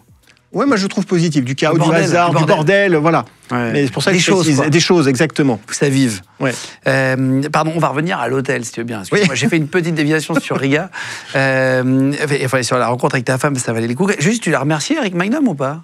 Ah bah, je l'ai pas recroisé depuis, mais si, tu as raison. Je l'ai revu et je l'ai remercié. Je lui ai dit, écoute, je l'ai recroisé à un événement et je le vois. Et puis là, il bouffait un sandwich, on foutait partout, tu vois, ce qu'il est un peu bizarre. Et je lui dis, ah Eric, tu sais, il est quand même sympa, il a fait ton numéro. Ah, non mais sympa. Je vais le voir. Je dis, écoute, Eric, merci. Tu vois, grâce à toi, j'ai rencontré ma femme. Marié, quoi. Marié. Ah oui, c'est un personnage. Ah, c'est un personnage, oui. Donc, je pense qu'il a... C'est pour ça que je dis qu'il a... Je pense que des gens vont s'en rappeler. Et on verra dans les commentaires s'il y a des gens qui connaissent Eric Magnum. Vous nous direz, n'hésitez pas à commenter l'émission. Merci beaucoup. D'ailleurs, si vous le faites, ça nous aide vraiment sur le référencement. N'hésitez pas à vous abonner aussi à notre chaîne. Merci d'être là, entre 100 et 150 000 de plus par mois, à nous retrouver. Donc voilà, à liker la vidéo, ça nous aide sur l'algorithme. Avec la petite, il y a une petite cloche aussi, ça va être au courant pour la prochaine sortie. On est là tous les mercredis, vendredis et dimanches. Et j'en profite pour rappeler, si vous nous découvrez aujourd'hui, on est en podcast audio, donc vous pouvez nous écouter sur Spotify, Deezer, Apple Podcast, etc. On est le premier podcast de France aujourd'hui, donc aujourd'hui du tournage. Donc merci encore 1000 fois à tous. Et si vous pouvez nous mettre 5 petites étoiles, j'ai l'impression d'être Uber. Dans un Uber. Je me demande souvent maintenant. Si vous pouvez nous mettre 5 étoiles sur les plateformes de podcast, ça nous aide beaucoup aussi sur le référencement. On va revenir sur ton hôtel, si tu veux bien. Donc tu vas faire construire un hôtel. Comment tu mets des fonds si tu n'as plus d'argent? Tu disais que tu avais perdu tes 400 000 euros à l'époque à la banque. Alors, comment j'ai investi? Donc déjà, j'ai regagné un petit peu d'argent. Donc j'ai quelques centaines de milliers d'euros que j'ai eu grâce aux dividendes de ma boîte qui fonctionne. Les bénéfices que tu... Exactement. Et donc c'est un projet. On travaille sur le projet avec les architectes, on fait les plans. Ça va coûter 4 millions d'euros. Et donc on se dit, ok, on va aller voir une banque pour financer le projet. Donc on fait un business plan pour la banque. Et donc on trouve une banque à Riga qui dit ok, qui va nous demander de mettre environ 500 000 euros en argent, en fait, en apport en capital. Donc avec mon associé, on était 2, donc on arrive à apporter cette somme. Et 3,5 millions, en fait, qui vont être en emprunt. Un premier emprunt de 2,2 millions pour construire l'hôtel. Et puis ensuite, le reste, 1,3 million pour faire la finalisation, les meubles, tous les intérieurs, la déco. On commence à construire. On construit l'hôtel, on arrive au moment où on doit finir à aller chercher la suite, et donc on va voir les banquiers, on a dit voilà, ça y est, regardez, on a fini la première partie, on a besoin du deuxième prêt pour finir l'hôtel. Et là, le banquier nous dit, ah bah non, non, en fait non, on va pas vous donner. Mais je leur dis, attendez, mais si vous ne nous donnez pas, on va pas pouvoir finir l'hôtel, on va se casser la figure, ça n'a pas de sens pour vous, on va pas pouvoir vous rembourser. Il dit, bah c'est pas grave, en tout cas, on va pas vous donner la suite. Et je me suis énervé, ils ont appelé la sécurité, ils nous ont foutu dehors. Oui. Et là, on a commencé à réfléchir, on n'a pas trouvé de solution, donc on a trouvé un avocat, et on a expliqué à l'avocat ce qui se passait. Et là, l'avocat, il nous regarde, il dit, ah mais c'est normal, banque mafieuse. Ils vont tout simplement attendre que vous cassiez la figure et ils vont racheter l'hôtel une bouchée de pain. Parce qu'entre-temps, Riga s'est développé, notre projet a plus de valeur. Et ça, c'est des pratiques mafieuses. Et donc, on essaye de trouver d'autres banques pour nous financer, mais les banques disent non, on ne touche pas au truc du copain. Ah, waouh. Et donc là, on est en 2007 et je me dis, ça y est, là, j'ai tout perdu. Là, je me suis vraiment fait rouler dans la farine. Parce qu'on n'avait pas fait attention sur les contrats qui pouvaient effectivement casser le deal. Sauf que j'étais sauvé par le gong. J'étais sauvé par un gars qui s'appelle Jean-Baptiste de Croix-Vernier, qui est un ami de Xavier Niel, un gars de la tech de l'ancien temps. Il était sur une péniche à Amsterdam et il a une boîte qui s'appelle Rentabiliweb, qui est cotée en bourse, et il se dit, je dois acheter du chiffre d'affaires pour ma boîte qui est cotée. Et donc, il décide de racheter Carpe Diem, la boîte dont je parlais tout à l'heure, et il va l'acheter 22 millions d'euros. Moi, j'étais ailleurs, et donc je prends 30% de 22 millions, donc à peu près un peu moins de 7 millions d'euros. Je découvre l'existence d'une convention fiscale entre la France et la Lettonie qui exonère en fait du paiement de l'impôt sur les plus-values immobilières. Donc, et je prends là, boum, 6 millions et demi, comme ça. Pouf, net d'impôt, qui me tombe dessus au bon moment. Et là, je prends 1,5 million, je retourne voir la banque et je leur dis, allez vous faire foutre. Et je pose le 1,5 million sur la table et je reprends contrôle de l'hôtel. Voilà. Exceptionnel. Et l'hôtel donc va sortir. L'hôtel va sortir d'hôtel, il existe toujours. Donc c'était une épopée cet hôtel, mais j'ai réussi effectivement à reprendre la main, reprendre le contrôle du business. Sauf que là, tu as 6,5 millions, après tu n'as plus de filet derrière. C'est-à-dire que là, tu n'as plus de boîte qui te rapporte de l'argent chaque année. Non, et donc il me reste plus que 5 millions, mais c'est déjà pas mal quand même. Oui. je me plains pas. Non, j'ai fait une belle exit, ouais. Donc tu prends cet argent-là, tu vas payer l'hôtel va sortir de l'hôtel. Est-ce qu'il va être rentable? Est-ce qu'il va vous rapporter de l'argent? Alors, il ouvre en 2008 et la première année, les premiers mois, c'est la folie. Il y a énormément de touristes, développement de la Lettonie à mort. En fait, on arrive à générer 200 000 euros de bénéfices sur les premiers mois, ce qui est énorme. Et là, je me dis, heureusement que j'ai appelé ça Dodo Hotels, parce que, avec un S, parce que je me dis, je vais en ouvrir partout. Sauf qu'on est en 2008, il y a une méga crise en fait aux États-Unis. Cette crise va traverser l'Atlantique, arriver en Europe et va défoncer complètement l'Europe et la Lettonie en particulier, qui était plus fragile et dépendant en fait du tourisme d'autres pays comme l'Italie, la France, l'Irlande, l'Angleterre, qui se font défoncer complètement. Du jour au lendemain, il n'y a plus un touriste, l'hôtel se vide et là, c'est la catastrophe. Donc là, on perd de l'argent, on doit remettre de l'argent pour soutenir l'hôtel, et donc là, on devient un peu les pros de la gestion de crise. Ouais. Et petit à petit, en fait, on va remonter la pente, on va mettre des années à reconstruire une clientèle, jusqu'en 2014, où là, ça va un petit peu mieux.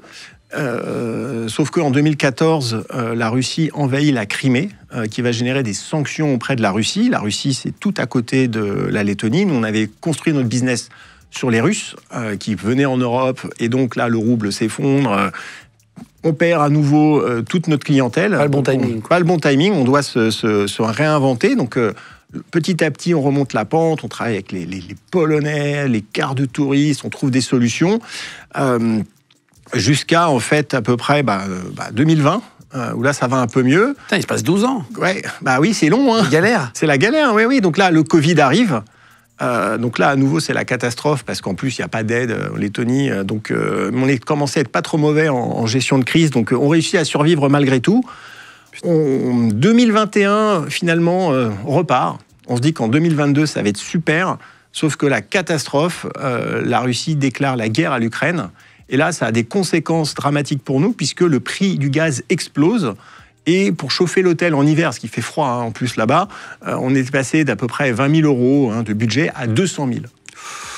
Et ça, on n'a pas les moyens. Et donc là, mon associé Frédéric va sortir du chapeau une idée de génie. Il part, il revient avec un camion sur lequel il a des containers qui contiennent des chaudières au bois. Il va rétrofiter en fait la chaudière à gaz en connectant des chaudières extérieures à l'hôtel avec des silos en bois et des chaudières. Et donc on va réussir en fait au total en avoir pour 70 000 euros. Et donc c'est toujours moins que 200 000. Et on a réussi comme ça à passer la crise. L'hôtel avait été réquisitionné pour y mettre des réfugiés ukrainiens. Et l'État a finalement payé pour les chambres, ce qui n'était pas gagné au début. Donc on a réussi à faire une bonne année, à passer. Et en 2023, pour la première fois, quasiment 15 ans après, on a eu une année où on a gagné de l'argent. 2024. C'est pas un business facile, les hôtels. Hein. Non, c'est pas facile. Et surtout, il faut être patient. C'est long. C'est-à-dire qu'il y a beaucoup d'entrepreneurs qui se lancent et qui attendent du jour au lendemain le succès. Ils sont pressés, ce qui est normal. Mais en fait, c'est la patience. C'est un moteur aussi d'être... Ah oui, mais parfois, tu peux pas aller plus vite que la musique. Surtout dans l'immobilier, l'hôtellerie, où tu peux pas dire, bah tiens, je rajoute 3 serveurs, je change, je pivote. Là, pour pivoter, c'est mort. Donc, tu dois juste réévaluer et changer la manière dont tu vas chercher des clients. Mais oui, il faut être patient.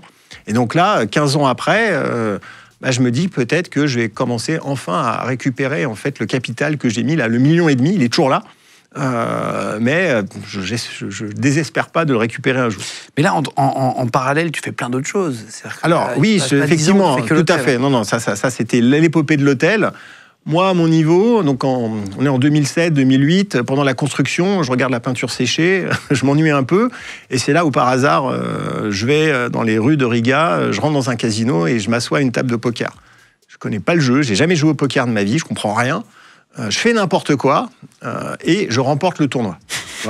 Tu gagnes combien ? Je sais pas, 1 000 euros. Tu vois, c'était un petit truc.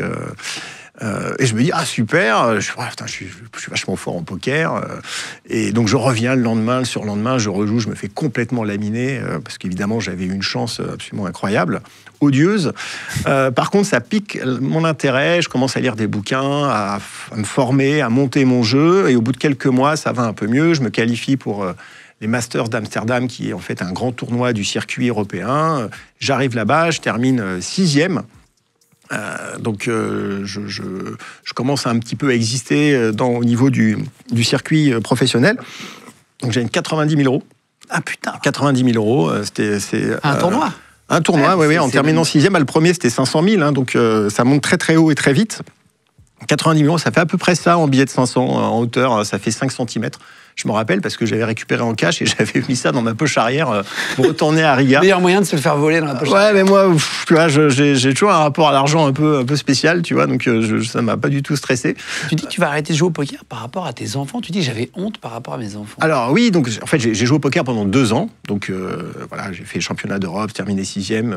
J'étais 3e joueur français à un moment, donc j'ai eu ma petite carrière, mais à un moment j'ai eu une crise en fait de perte de sens. Je me dis, je peux pas expliquer à mes enfants que papa il joue aux cartes quoi pour gagner sa vie. C'est pas possible. J'ai besoin de créer quelque chose, de revenir. Et donc j'arrête de jouer au poker. On est en 2010 et je rentre en France avec les enfants. Je me dis ok, on rechange de vie complètement. On revient au bercail et je vais lancer. Je me dis il faut que je lance la start-up. On est en 2010 et là à nouveau il se passe plein de trucs. Il y a les applications mobiles et je veux retourner en tech. Et donc je rentre en France et je crée une nouvelle boîte. Là, tu dis, tiens, je veux faire quelque chose de gros. Tu cherches une idée pour faire. Là, je cherche une idée. Je veux un truc gros parce que j'ai déjà eu un succès. J'ai quelques millions d'euros. Donc, je me dis, je vais pas faire un petit machin. Ça n'a pas de sens. Je vais aller me challenger.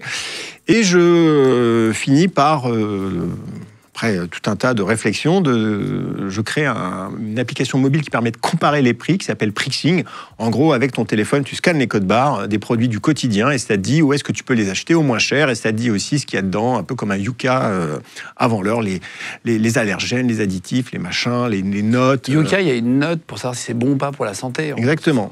Et donc, c'était un peu ça, ce qu'on avait fait à l'époque avec les prix. Ça s'appelait Prixing.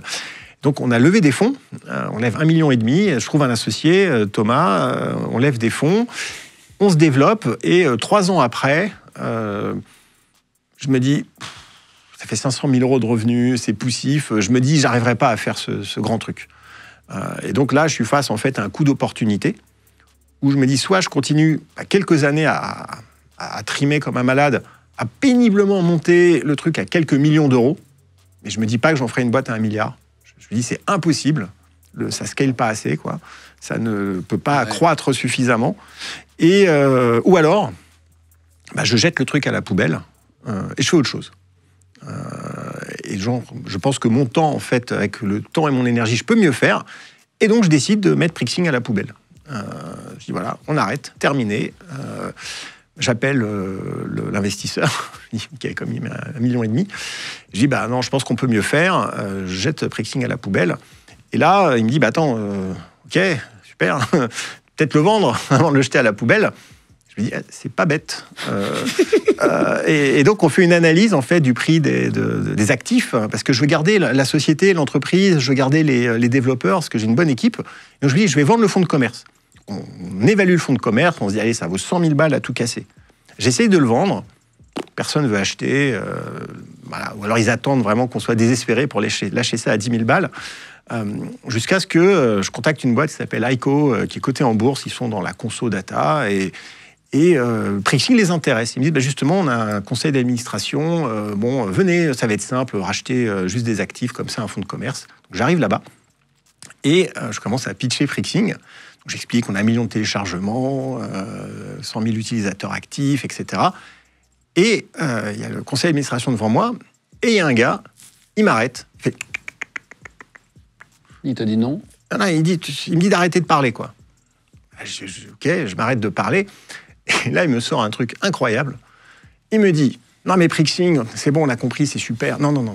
La vraie question, c'est est-ce qu'on aura les moyens de vous racheter? Alors, je sais pas s'il y a des gens qui font de la négociation, qui sont experts en négociation, mais c'est une manière très bizarre de débuter une négo.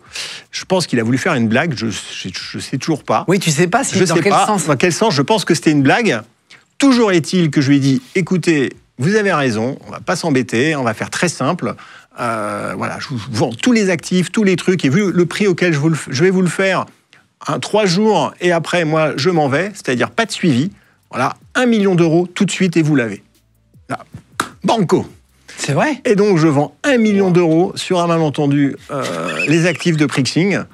Et je me retrouve donc en 2013 avec finalement l'équivalent d'une levée de fonds, puisque l'argent retourne dans l'entreprise. Hein, c'est pas l'entreprise que j'ai vendue, mais les actifs. Donc, avec de l'argent dans la boîte, mais j'ai plus de projet. Et ton investisseur a toujours les parts de la boîte, du coup. Oui, bien sûr, toujours les... voilà. Donc, en fait, on récupère quelque part l'argent qu'on avait dépensé. Pas tout à fait, mais... Un peu moins, voilà, mais voilà. En tout cas, ça remet un petit peu d'argent dans la boîte.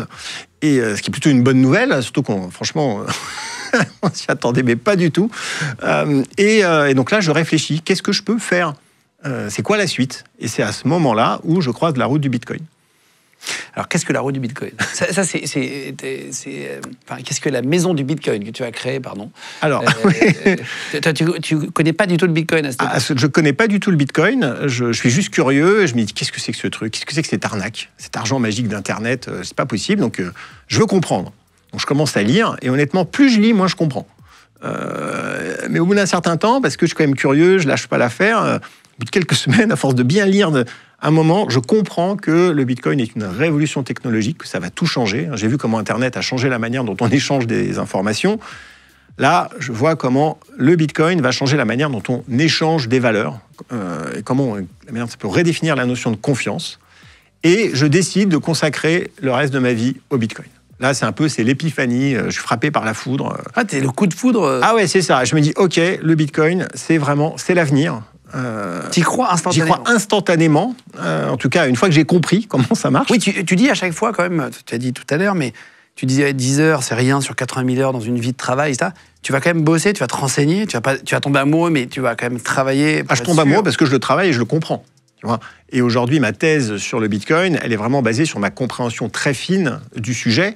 Et évidemment que pour moi, c'est le plus important. La connaissance est la clé de tout en ce qui le concerne. Et donc, je décide d'aller dans le Bitcoin, de faire un projet dans le Bitcoin, mais je ne trouve pas. J'arrive pas. Est-ce que je fais du minage? Je tente de miner du Bitcoin, je tente de faire un nouveau protocole. Je fais plein de choses, mais j'arrive pas à trouver. Je suis embêté parce que le temps passe et je trouve pas d'idée. Sauf qu'à un moment, je me dis, je n'ai pas d'idée, je vais essayer de transformer cette faiblesse en force. Et donc, je vais aller au bout de l'idée, de ne pas avoir d'idée. Je décide d'ouvrir la maison du Bitcoin, qui sera un lieu physique pour une monnaie dite virtuelle à l'époque, où on va parler du Bitcoin et on verra bien. Avec l'argent qui te restait. Avec l'argent, voilà, exactement, avec le million que j'avais récupéré. Et là, il n'y avait pas de business plan, il n'y avait pas de business model, rien. En fait, s'il y avait un business plan, c'était on espère qu'il va se passer quelque chose.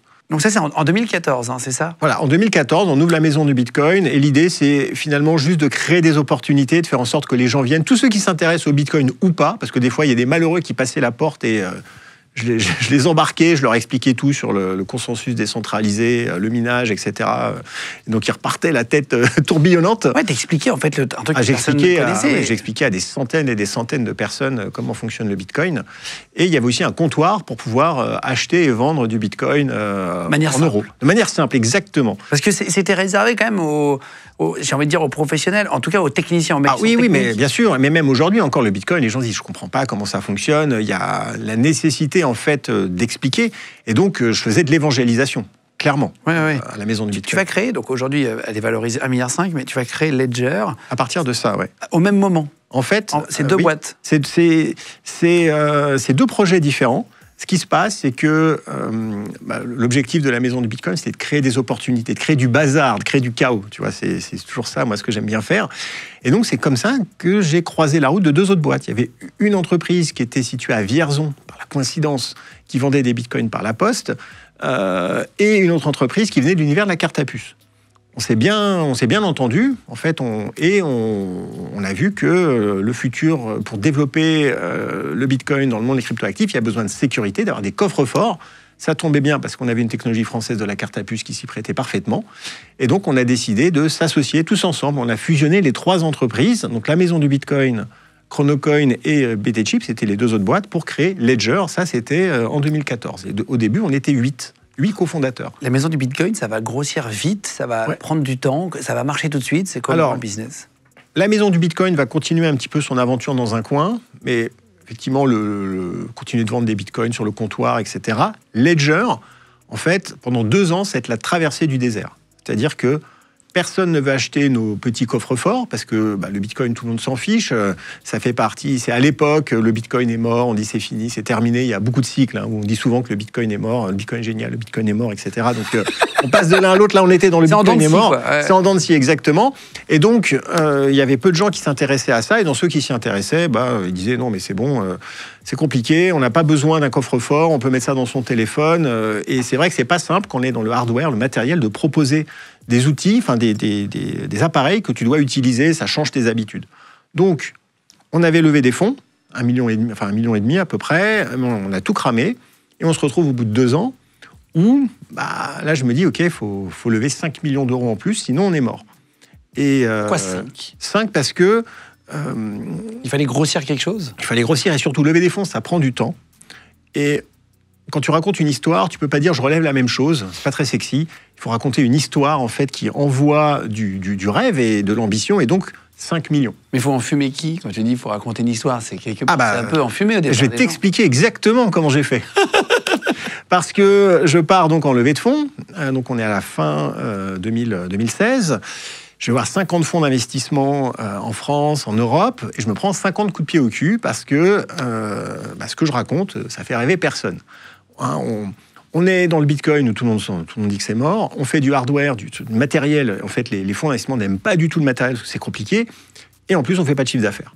Donc voilà, là, c'était très compliqué de faire rêver. Je me rappelle très bien, à cette époque, je dis à ma femme, Iveta, là, je pense que c'est mort. Je pense qu'on ne va pas y arriver. Je pense que c'est la fin de l'histoire. Et pourtant, il faut rien lâcher. On dit souvent, les entrepreneurs, ils doivent rien lâcher. Il faut toujours continuer. Mais il faut faire attention à ne pas confondre l'obstination et la persévérance. L'obstination, c'est de continuer de faire toujours la même chose en espérant un résultat différent. Ce qui, pour moi, on appelle ça la folie aussi. La persévérance, c'est continuer à faire, mais en essayant, en écoutant le marché, en essayant différemment. Tu vois, si la porte, elle est fermée, ça ne sert à rien de la défoncer, tu n'y arrives pas, tu passes par la fenêtre. Et c'est exactement ce que j'ai fait avec Ledger, puisque j'ai croisé la route de Maïf Avenir, qui est un fonds d'investissement de la Maïf. Et eux, à l'époque, la seule chose qui les intéressait, enfin, une des choses qui les intéressait, c'était la blockchain. Alors, la blockchain, c'est la technologie sous-jacente du Bitcoin. En tout cas, en 2016, tous les DSI, c'est-à-dire les directeurs informatiques des grandes entreprises, voulaient leur blockchain. Comme à un moment, comme aujourd'hui, ils veulent leur IA, ils veulent leur intelligence artificielle. Voilà, c'était la mode. C'est la mode. C'est la mode. Et donc, moi, j'entends ça, et je me dis, OK, c'est bon, là, c'est ma dernière cartouche. J'ai jeté mon deck à la poubelle. Et j'ai donc raconté une très belle histoire où Ledger était le champion de l'idéation blockchain pour les entreprises. Et je leur ai expliqué que, grâce à nous, ils allaient pouvoir explorer les différents cas d'usage de la blockchain, de l'assurance, etc. Et ils étaient Tu changes ton ravis. baratin. Je change complètement mon baratin. Je raconte exactement l'histoire qu'ils ont envie d'entendre. Je me prostitue. Je veux dire, il n'y a pas d'autre mot. Et ils adorent. Et ils mettent 2 millions d'euros dans l'entreprise. Avec les 2 millions, j'ai ma locomotive. Et derrière, je peux mettre les wagons de gens qui, derrière, vont prendre des toutes petites. Les petits trucs. Et donc, on arrive à 5 millions. Et donc, on arrive à faire le tour. On est début 2017. Et c'est à ce moment-là où le Bitcoin commence à frémir, où ça a été la folie. Le Bitcoin est passé de moins de 1 000 $ à 18 000 $. Ça a été une croissance de malade, une année de malade.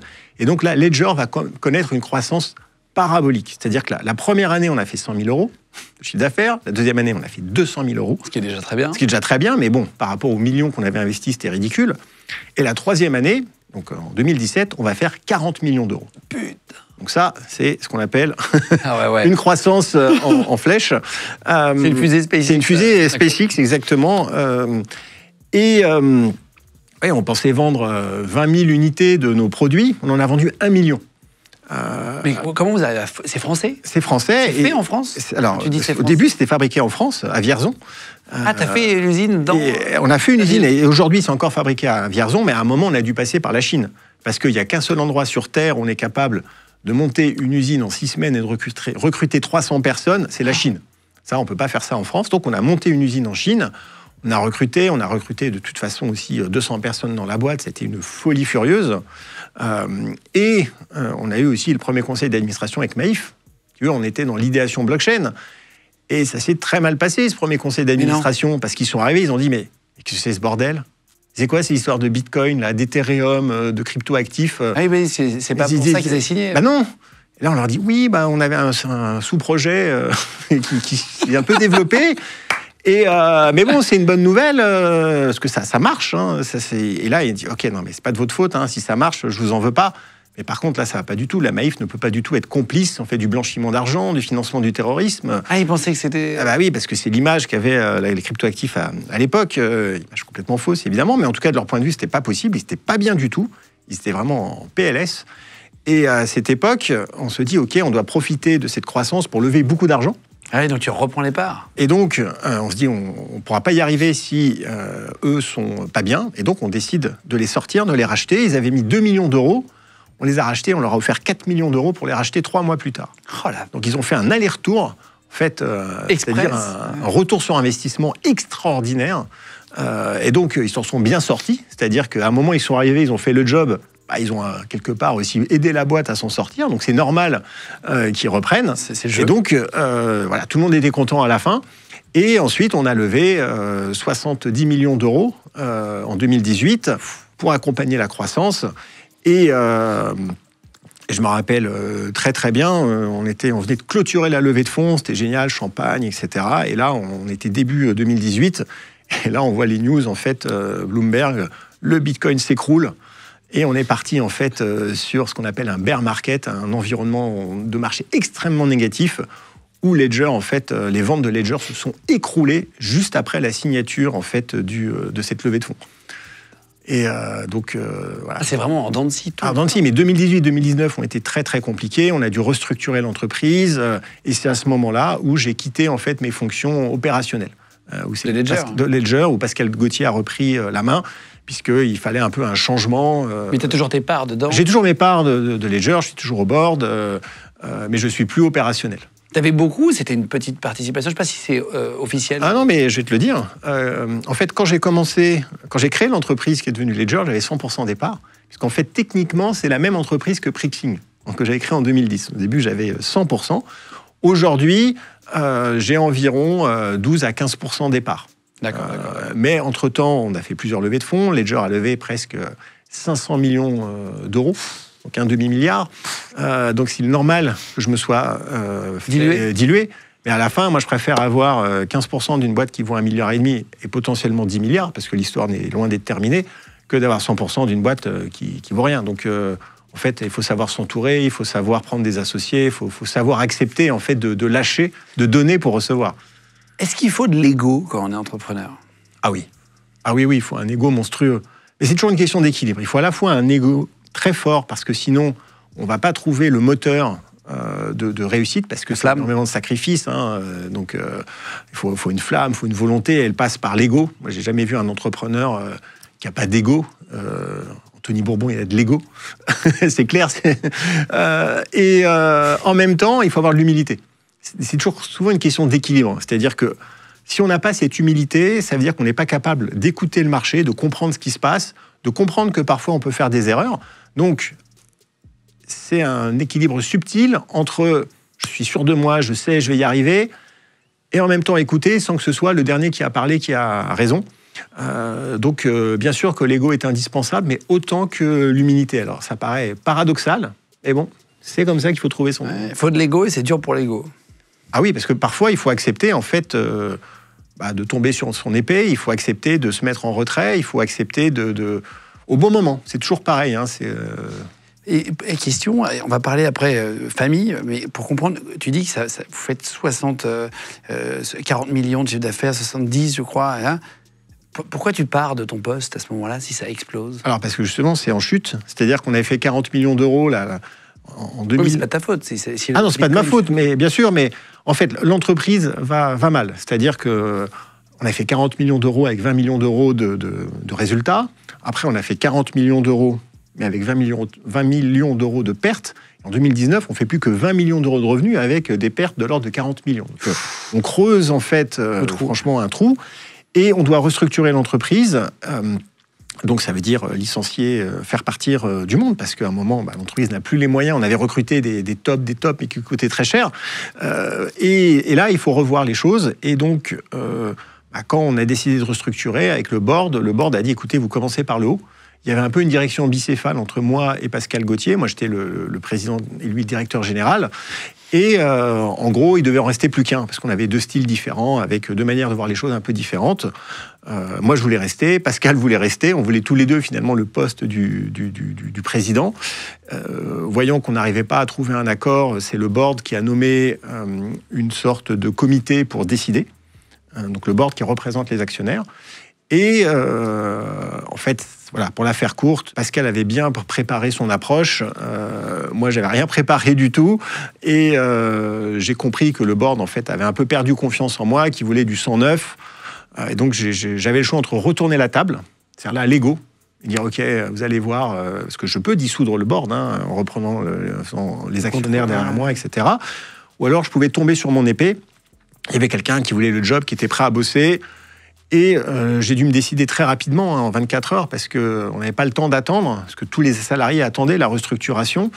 Et donc, j'ai fait un travail sur moi pour voir ce que je voulais, quel était mon objectif. 24 heures avant, ça aurait été inenvisageable de quitter Ledger, qui était quand même l'entreprise que j'avais confondée, qui était mon quotidien depuis des années, depuis 5 ans. Et la porte de l'exit, en fait, de la sortie, en tout cas, s'est ouverte. Je l'ai regardée, et je me suis dit, OK, bon, je ne sais pas ce qu'il y a derrière, mais je vais partir. Et j'ai appelé Pascal et je lui ai dit, OK, t'es le président, t'es le nouveau CEO de la boîte. J'ai pris un carton, j'ai mis mes affaires dedans et je suis parti et je ne suis plus jamais revenu. Incroyable. Ah oui, tu n'as plus du tout de... Non, je suis parti. C'était terminé. De toute façon, déjà, il fallait que je laisse la place à Pascal, parce que c'était pas possible de rester les deux. J'aurais été un parasite. Et puis pour moi aussi, c'était trop dur. Donc j'ai pu avoir le recul émotionnel de prendre une décision qui soit basée sur la plus pragmatique possible, sans justement avoir trop d'affect. Mais c'était une décision qui m'a beaucoup coûté, qui était difficile. Et donc, une fois que je l'ai prise, je me suis dit, par contre, je ne reste pas. Et donc, je suis parti, j'ai quitté Paris et je me suis installé en Sologne. Voilà, c'est là où je me suis dit, je veux une forêt, je veux complètement changer ma vie, quoi. Putain, c'est fou. Je voudrais qu'on parle juste de famille, parce qu'on parle de pro depuis tout à l'heure, mais tu as une vie familiale à côté qui est épanouie, des enfants. Non, mais tu as réussi à te construire, ce qui n'est pas facile quand tu as... Ah, c'est pas facile, bien sûr, parce que l'équilibre vie pro, vie perso, il est juste impossible. Impossible. Impossible, ouais. C'est vrai. Ah, pour toi, c'est pour... alors, impossible, peut-être un peu fort comme mot, parce que... Tu t'en as une. J'en ai une. Mais en tout cas, il n'y a pas d'équilibre. C'est-à-dire que moi, j'étais à 100% sur le pro. Et la chance que j'ai eue, c'est d'avoir une femme qui a compris ce que je voulais faire, qui a accepté et qui a géré. C'est-à-dire qu'on a vraiment construit ça à deux, en fait. Puisque moi, j'étais vraiment sur la partie pro, elle sur la partie plutôt famille. Donc, elle ne travaillait pas. Elle était à fond sur la famille, l'éducation, les enfants, parce que c'est énormément de travail. Et donc, j'ai eu la chance de trouver une femme qui m'a été derrière moi, en fait, dans ces moments-là, qui toujours même pas des moments, là, c'est dans toute cette période. Dans toute cette période, tout à fait. Et j'aurais jamais réussi sans elle, c'est évident. Mais donc, clairement, elle a dû accepter que je l'emmenais rarement dîner, voire jamais, que je n'étais pas forcément là, que les enfants, ils ne me voyaient pas beaucoup. Parce qu'à un moment, on ne va pas se mentir, on peut se raconter de belles histoires, mais la vérité, c'est que non, on n'est pas là. Et même quand on est là, dans la tête, on n'est pas là. Je me rappelle très bien on va visiter un château un week-end ou je ne sais pas quelle activité. J'étais toujours sur mon téléphone. La visite, moi, j'écoutais rien. Je pensais toujours au business. Et donc, c'est ça la vérité. Et c'est pas possible autrement. Et en tout cas, moi, je vois pas comment un entrepreneur peut dire non, mais moi, j'ai une vie perso épanouie. En tout cas, pas pendant qu'il lance sa boîte. Aujourd'hui, j'ai un équilibre tout à fait différent, puisque c'est rien à voir. Mais pendant que tu lances ta boîte, que tu es à fond et que même tu travailles dedans, de toute façon, tu n'as même pas envie d'être sur le perso. Tu n'as même pas envie d'être en week-end avec les enfants. C'est horrible à dire, hein, mais c'est comme ça. C'est-à-dire que, bien sûr que tu aimes tes enfants et que tu es heureux et que j'étais très heureux de les voir le soir, leur raconter des histoires, mais j'avais envie d'être au travail. Et donc, un entrepreneur, c'est égoïste. C'est-à-dire qu'il pense en fait à soi, à lui. Moi, ce que j'avais envie, c'était de monter ma boîte à 1 milliard. Putain, c'est fou. Et ça, c'est très égoïste. Tu vois, parce que c'était mon objectif. C'était pas pour tes enfants que tu faisais, en plus, c'était vraiment pour toi au départ. C'était pour... c'est auto-centré, quoi. Ouais, alors pour moi, je fais pas... Enfin, pour le fait de le faire. Tu vois, c'est-à-dire, c'est pas vraiment pour moi au même principe que si tu prends un ébéniste, un ouvrier qui fait un bâton de chaise, tu vois, le bâton de chaise, il faut qu'il soit bien fait, pas pour le client, pas pour le patron, même pas pour lui-même, mais juste parce qu'un bâton de chaise doit être bien fait, tu vois. Parce qu'à un moment, il y a des choses, ça va être fait comme ça, c'est très philosophique comme approche. Et moi, c'est pareil, il fallait que le truc soit le plus gros possible, pas tellement pour moi, parce qu'en fait, je m'en foutais de devenir millionnaire, milliardaire, enfin, je m'en fiche. Même si, bien sûr, c'est très bien et je suis très content d'avoir gagné de l'argent, mais c'était pas l'objectif. Non, je voulais pour la gloire de le faire, quoi. Pas autre chose. Est-ce que tu regrettes un truc en particulier chez un de tes enfants où tu n'as pas pu être là? Je te parle pas d'un regret de refaire une nouvelle vie, etc., parce que tu as un parcours, ça fait partie de ta vie, mais est-ce qu'il y a un moment où tu t'es dit « Ah merde, là, ça me fait chier de pas assister à ce moment » ou tu vois... Non, jamais. Jamais eu aucun regret par rapport à ça. Mais d'un autre côté, en 2019, comme je suis revenu avec mes enfants et qu'ils étaient encore jeunes, c'est-à-dire qu'ils avaient 5, 10, 11, ah oui, d'accord. J'ai quand même pu les voir grandir. Donc, finalement, parce que le destin m'a renvoyé chez moi, j'ai pas de regret à avoir. J'en aurais sûrement eu si j'avais pas vu du tout mes enfants grandir, quoique je sais pas. Parce qu'en fait, moi, je suis pas le genre... je suis plutôt le genre à avoir des remords, mais pas des regrets. Le magazine Forbes a fait une estimation de ta fortune personnelle, tu l'as vu. Alors bon, c'est toujours des chiffres, c'est assez intéressant de te demander si c'est à peu près vrai ou si ça n'a rien à voir, parce que parfois les estimations, pour avoir déjà eu des discussions avec des hommes d'affaires, m'ont dit que c'était n'importe quoi, parfois en plus ou en moins, hein, mais voilà. Ils estiment à 375 millions d'euros ta fortune en 2023. Oui. Donc dans le passé, est-ce que c'est complètement décoré de ça ou comment ils font pour avoir... C'est pas déconnant parce que c'est une fortune professionnelle, c'est-à-dire que c'est virtuel. Aujourd'hui, Ledger vaut 1,5 milliard. Si j'ai 15% de Ledger, ça fait 200 millions à peu près. Hein, oui. À peu près. Mais 22,5 et 225. Et en fait, je pense qu'ils nous mettent, moi et mes autres cofondateurs, dans cette estimation. C'est-à-dire que c'est pas juste moi, c'est moi et mes cofondateurs. Et donc, on arrive à ce chiffre qui est à peu près, je pense, pas loin de la vérité, parce que c'est moi et mes cofondateurs. Parce que moi, tout seul, je pense que je suis plus proche, en fortune personnelle de Ledger, de 200 millions. Bon, après 200, 300, enfin, oui, c'est pas grand-chose, mais donc c'est ça en fait la méthode.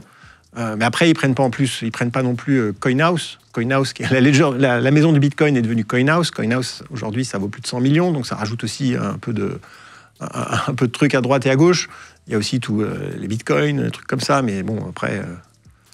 Quand on peut tout s'offrir à un moment donné, quand petit à petit tu réussis, et puis c'est vachement bien d'avoir des exemples, je trouve, dans les émissions de gens qui ont réussi, qui bossent, ça donne envie, quoi, ça donne des buts à tout plein de gens. Est-ce qu'on arrive à garder des rêves ? Quand on arrive à tout pouvoir s'acheter, tu sais... C'est une très très bonne question, une très bonne remarque, parce que je me rappelle très bien, quand Ledger a levé... 400 millions d'euros, que Ledger a été valorisé à 1,5 milliard, que le Bitcoin était à 60 000. Bon, aujourd'hui, il est à 100 000, mais à l'époque, c'était le max, et qu'on se disait Ledger va être vendu dans 2 ans à 10 milliards. C'était la folie, on se projetait. En gros, je me disais, bon, bah ça y est, je suis milliardaire. Tu vois, vraiment. Et j'ai eu un moment d'euphorie, parce que tu dis, ouais, super, j'ai gagné. Tu vois, j'ai gagné au jeu de la vie, quoi. Tu vois, parce que c'était quand même un objectif de réussir un coup d'éclat comme ça. Quand j'allais à Paris et tout, je prenais les plus belles suites dans les plus beaux palaces. Tu vois, je me dis, bah, je peux, maintenant, je fais ça. Et assez rapidement, je me suis dit, c'est quoi la suite ? Tu vois, là, l'étape d'après. Ouais, là, t'es dans le plus belle chambre, t'as le truc le mieux. Tu vois, qu'est-ce que tu veux de mieux ? Il y a quoi de mieux, en fait ? Je me suis dit, mais il y a quoi de mieux ? Tu vois, je sais pas, 3 majordomes qui sont là à attendre. Je me suis dit, je m'en fous, ça m'intéresse pas. Et j'ai eu un peu une sorte de crise existentielle où je me suis dit, mais en fait, mais si j'ai gagné au jeu de la vie, quoi, c'est quoi ? Alors évidemment, tout ça, c'est très matérialiste et on pourrait avoir une vie spirituelle. Mais là, je me dis, ok, ça m'a fait peur, c'était vertigineux. Ouais, c'est un vertige. Ouais, de me dire, en fait, je peux tout avoir, tout. Parce que je ne mettais pas forcément de limite. Et c'était pas forcément agréable. C'est-à-dire que tu dis, bah ouais, en fait, il n'y a plus de rêve, il n'y a plus rien, quoi. Si je veux quoi que ce soit, je l'ai. C'est fou. Et en fait, il y avait une expérience sociale qui avait été faite où on posait la question de quelqu'un. En fait, on prenait un supermarché, tu vois, et tu disais à quelqu'un, je t'offre, t'as le supermarché, c'est à toi. Option 1, tu vois, on faisait le test avec les gens, on dit, bah tiens, c'est à toi. Et 2, on leur disait, ok, tu prends un caddie, t'as 5 minutes pour remplir ton caddie, tu prends tout ce que tu veux. Et ben en fait, les gens étaient beaucoup plus excités, beaucoup plus dans la joie, quand on leur disait, bah, vas-y, t'as 5 minutes pour remplir ton caddie, que voilà, c'est à toi, c'est tout. Parce qu'en fait, c'était trop. Et ça tuait un petit peu ça tuait le game. Je pense que c'est pareil, il n'y a plus d'excitation. Et donc, après, depuis, les choses se sont calmées. On a vu qu'on est repassé à nouveau avec les bas, avec Ledger, où ça a rechuté, c'était la cata. Et donc, je suis ressorti un petit peu de ce mood en me disant, bon, de toute façon, ok, finalement, je ne crois pas que je vais être milliardaire demain. Surtout, je me suis recentré sur les choses essentielles. J'arrête de prendre des suites de ma boule. Je me dis, ok, bah, je le fais quand je l'ai mérité. Si j'ai vraiment fait un truc, je suis content de moi, je me dis, ah Eric, là, ok, allez. Là, tu peux aller te faire plaisir, aller te prendre un super resto, un machin, partir en vacances aux Maldives, all inclusive, voyager en business. Sinon, non, bah tiens, tu prends ton EasyJet là, tu prends ton métro, et puis on reverra quand tu auras bien bossé. Comment on fait pour garder la valeur de l'argent quand on est milliardaire sur le papier à un moment donné, tu disais, ça pouvait partir, ou même millionnaire en centaines, on s'en fiche, enfin en tout cas très riche. Comment on garde la valeur ? Tu vois, même pour les enfants, pour leur expliquer, pour toi. Alors, ou est-ce qu'on se déconnecte naturellement ? Je pense qu'on se déconnecte un petit peu. C'est-à-dire que moi, quand je fais mes courses, et en fait, donc moi je fais mes courses, hein, moi-même, je compte pas. Je veux un truc, je le prends. Et en discutant avec des gens, je me suis aperçu que c'était quelque chose d'incroyable.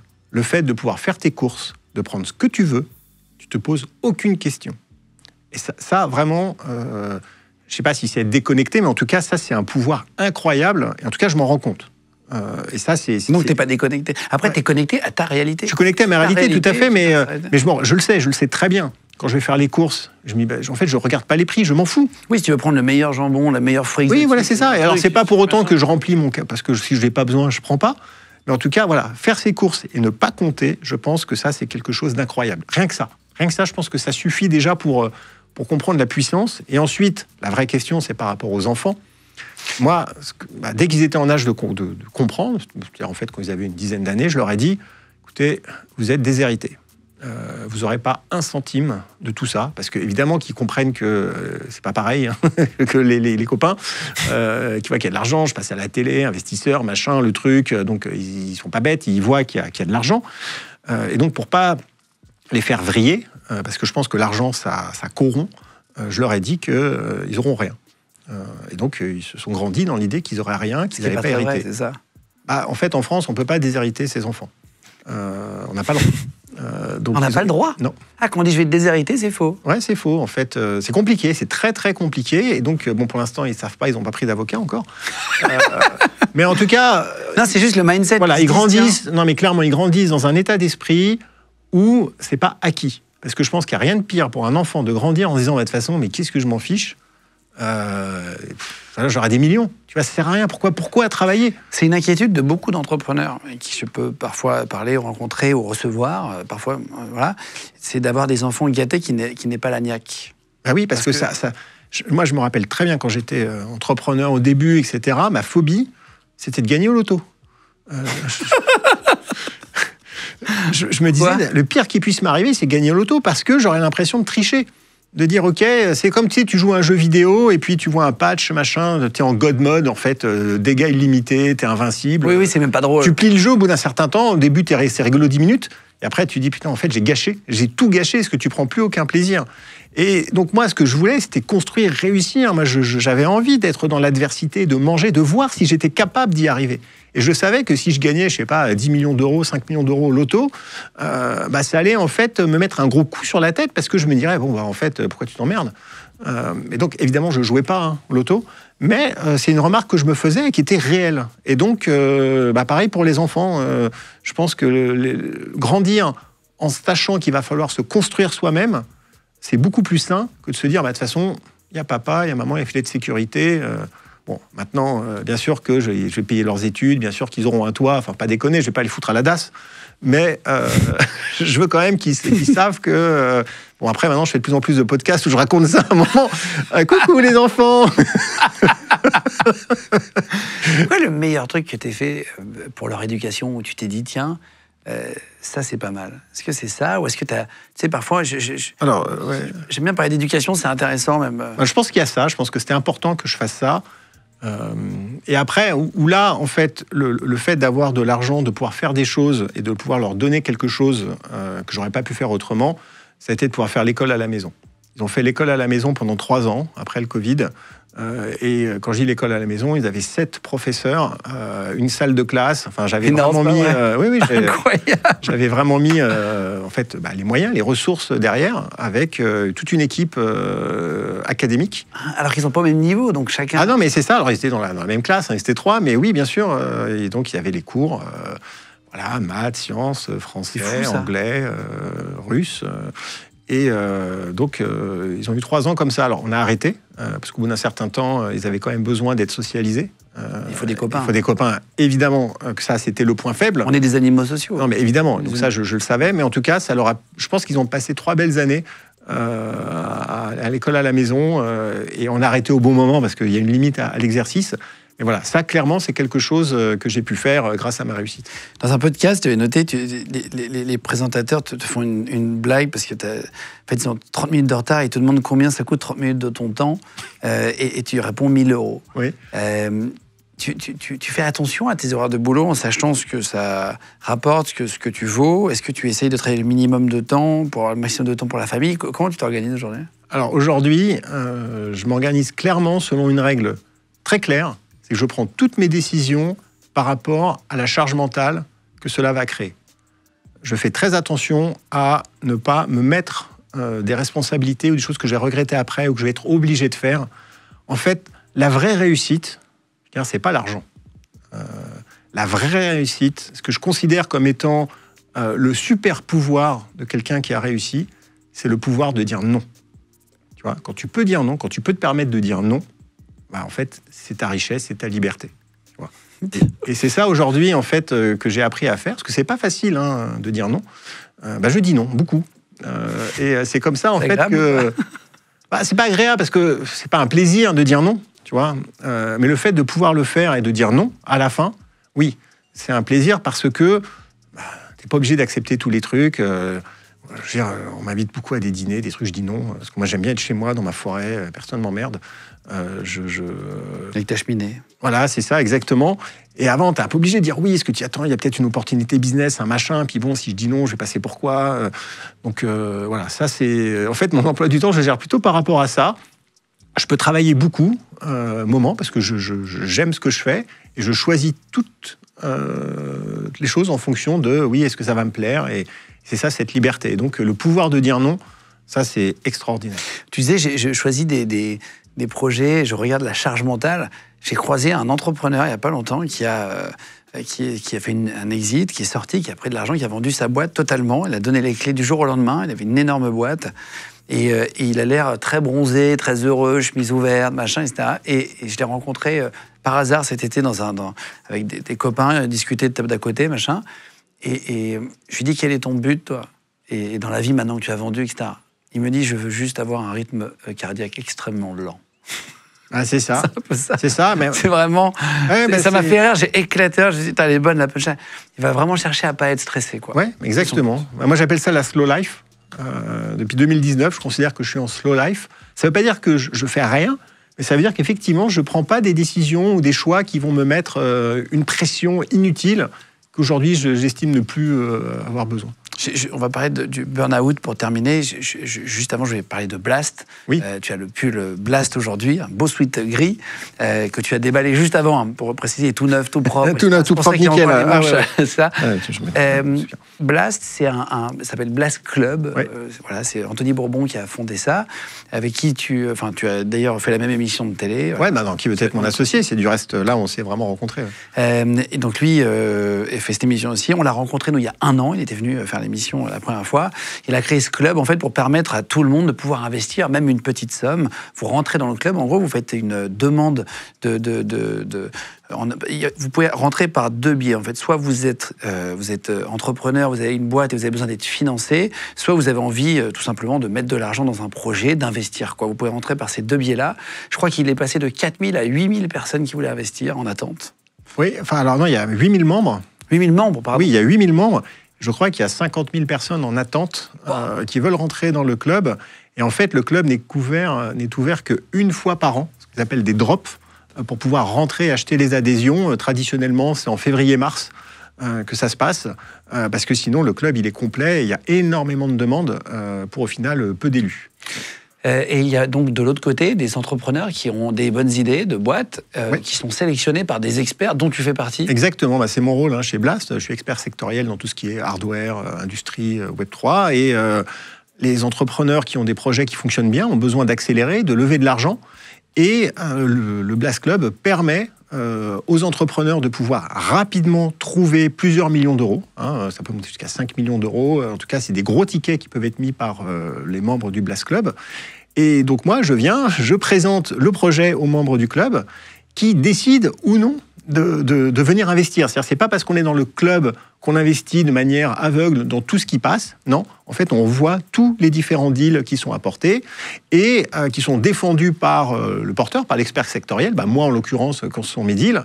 Et donc, je leur propose d'investir à mes côtés, parce qu'évidemment que j'investis à titre personnel. Et les membres du club peuvent venir s'ils adhèrent au projet, s'ils trouvent ça super, s'ils ont envie de participer à l'aventure. Ça montre que tu y crois aussi, que tu investis. Exactement, je suis dedans. Et eux, et l'investissement, ça commence à partir de 1 000 euros. Donc, c'est des petites sommes. Et toute l'idée, c'est de démocratiser en fait l'accès à l'investissement dans les startups pour tous les gens qui ne sont pas dans l'écosystème des fonds d'investissement. C'est bien le système, ça permet à tout le monde, parce qu'ils trouvent que c'est trop vertical en France et que c'est les enfants d'eux, les machins. Exactement, là c'est vraiment de proposer à tout à chacun, on sort du périphérique parisien et n'importe qui est dans le club peut investir à nos côtés dans les startups qui ont du potentiel. Alors, je vous mettrai le lien du site internet, si vous voulez voir, dans la description de la vidéo sur YouTube. Si vous nous écoutez en podcast audio, je mettrai dans la description Spotify, Deezer, Apple Podcast, etc. Vous pourrez cliquer dessus pour tomber sur le site internet et vous aurez comme ça le choix d'aller, soit si vous avez créé une boîte et vous voulez faire partie justement des futurs projets qui vont proposer à tous les investisseurs, ou si vous voulez être investisseur, si vous avez, comme disait Anthony, de l'argent dont vous pouvez vous passer en cas de problème, parce que faut investir, c'est un risque aussi parfois de le perdre. Il disait ça peut arriver, c'est pas encore arrivé chez Blast. Oui, mais ça arrivera. Enfin, je veux dire, faut pas raconter des histoires en disant ça peut pas arriver. Bien sûr, c'est risqué. Hein, l'investissement en start-up est très risqué.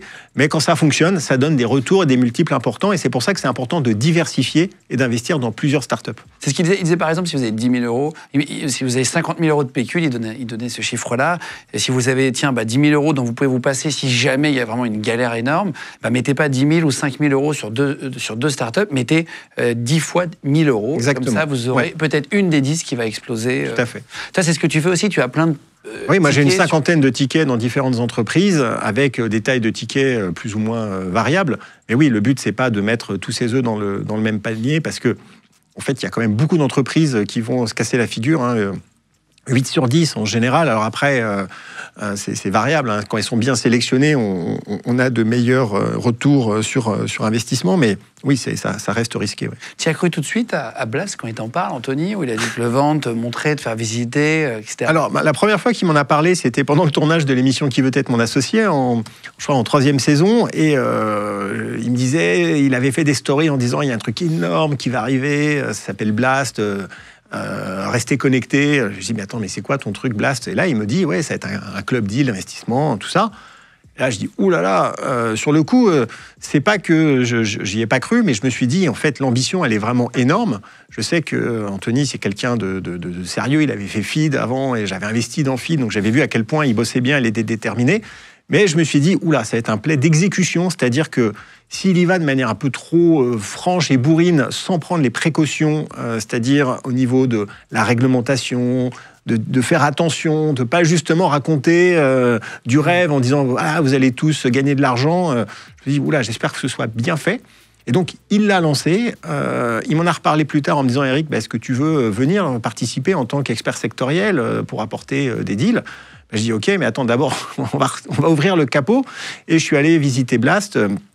Et j'ai vu qu'il a mis le paquet, en fait, au niveau de l'équipe, de tous les aspects liés à de tous les aspects liés à la régulation, à la réglementation, de vraiment créer une fondation très solide, sérieuse. Et c'est parce que j'ai vu que c'était sérieux que je me suis dit, OK, ça m'intéresse, Anthony, je vais venir apporter des deals et bosser avec toi. On peut avoir des amis dans le business ou pas? C'est quoi ton opinion? Oui, bien sûr. On peut avoir des amis. Moi, quand j'ai fêté mes 50 ans, j'ai dû faire ma liste d'invités. En fait, j'ai pris mon LinkedIn et j'ai regardé toutes les boîtes que j'ai créées. Et je me dis, tiens, allez, telle boîte, tels associés, telle personne. Donc, si je m'étais marié, et le nom des tables, ça aurait été le nom des boîtes, en fait. Donc oui, bien sûr qu'on peut se faire des amis. En faisant du business, on peut aussi se faire des ennemis, c'est certain. Mais moi, la plupart, en fait, des gens avec qui je suis ami ou socialement en fait attaché sont des personnes avec qui j'ai travaillé de près ou de loin. Ah, c'est vrai? Oui. Pour autant, il ne faut pas confondre entreprise et famille et faut faire attention à ne pas mélanger les genres. Quand on a des associés, on ne prend pas des associés pour avoir des amis, mais il y a des amitiés qui peuvent se créer et en tout cas, moi, c'est le cas. Tu disais, il y a des multiples, parfois, tu dis il faut investir 10 fois, par exemple, 1 000 euros. Ça t'est déjà arrivé d'investir dans des petites boîtes comme ça, enfin au départ, je parle, et de faire fois combien? Ça a été quoi un de tes plus gros succès en multiples, tu vois? Alors, il n'y a pas encore eu d'exit, donc on verra, et je pense que le multiple sera encore plus grand, mais j'ai eu la chance de pouvoir investir dans la société Alan, qui est un assureur français qui propose des assurances pour les entreprises, assurance santé, etc. C'est une licorne française aujourd'hui. J'avais mis un petit ticket quand l'entreprise valait 10 millions d'euros. Aujourd'hui, je crois qu'elle doit valoir 4 milliards. Donc, en matière de multiples, on est... je sais pas, on doit être à... 40? Ah non, beaucoup plus que ça. 400? Donc oui, c'est ça, on doit être à x500. Ouais. Donc, et à l'exit, on sera à x1000. Parce que ça va sortir, quand il y aura une exit, une liquidité, quand elle va s'introduire en bourse, ça vaudra, à mon avis, 20 milliards. Donc... voilà, on sera dans des gros multiples comme ça. Donc tu peux être milliardaire, tu crois encore? C'est ton objectif? C'est pas un objectif. C'est l'objectif d'Anthony. C'est l'objectif d'Anthony, exactement. C'est pour ça que je te pose la question. Ouais, non, moi, c'est pas du tout mon objectif. C'est-à-dire que c'est pas que je veux pas être milliardaire, mais en tout cas, j'y pense absolument pas. Je pense autant Anthony s'est mis ça comme objectif parce qu'il a envie de montrer, ne serait-ce que pour l'exemple, qu'il peut y arriver. Autant moi, en fait, je m'en fiche si ça doit arriver parce que Ledger, si Ledger est vendu 10 milliards, ce qui n'est pas impossible, je deviendrai mécaniquement, on va dire, milliardaire. Mais bon, voilà. En tout cas, je me projette pas par rapport à ça. Aujourd'hui, c'est pas ce qui m'intéresse. Aujourd'hui, je préfère en fait faire ce que j'aime. Et c'est ça qui m'anime. T'as proposé quoi comme entreprise dans Blast? Est-ce que tu peux raconter juste en 2 secondes 2-3 projets que tu as proposés pour terminer? Oui, bien sûr. Donc, le premier, ça s'appelle Weir. C'est une entreprise qui propose des solutions technologiques de GPS de position pour savoir où est-ce qu'on se trouve dans l'espace, X, Y, Z, comme le GPS de la voiture, sauf que ça marche à la fois à l'intérieur et à l'extérieur avec une résolution précise et aussi un rafraîchissement très, très rapide. L'objectif et l'usage auquel on peut penser, c'est les pompiers ou les policiers ou les militaires en intervention. On voit les petits points bouger dans les cartes en 3D comme dans les films. Donc ça, c'est ce genre de technologie. Et ça sert aussi pour suivre des colis un petit peu partout. Et c'est un projet très ambitieux avec aussi des constellations de satellites qui doivent être lancées. Donc là, clairement, c'est un projet, si ça fonctionne, ça sortira à plusieurs milliards. Et si ça ne marche pas, ça ne marchera pas. Un autre projet qui est aussi un moonshot, pour le coup, ce sont des lanceurs de micro-fusées pour faire des micro-satellites, mettre en orbite des satellites en orbite basse. Donc là, on est dans le spatial, ça s'appelle Latitude. Donc là aussi, c'est un projet un peu fou, puisque en Europe, relancer le spatial, c'est pas simple.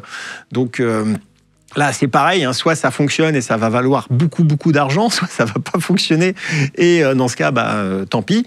Et puis, il y a aussi un autre projet hardware qui s'appelle Pony, c'est en fait des trottinettes en accès libre pour la mobilité douce en ville. Eux, ils ont eu la chance d'arriver un petit peu après les autres, de ne pas lever beaucoup d'argent. Il y a les Lime, il y a les Bolt, etc.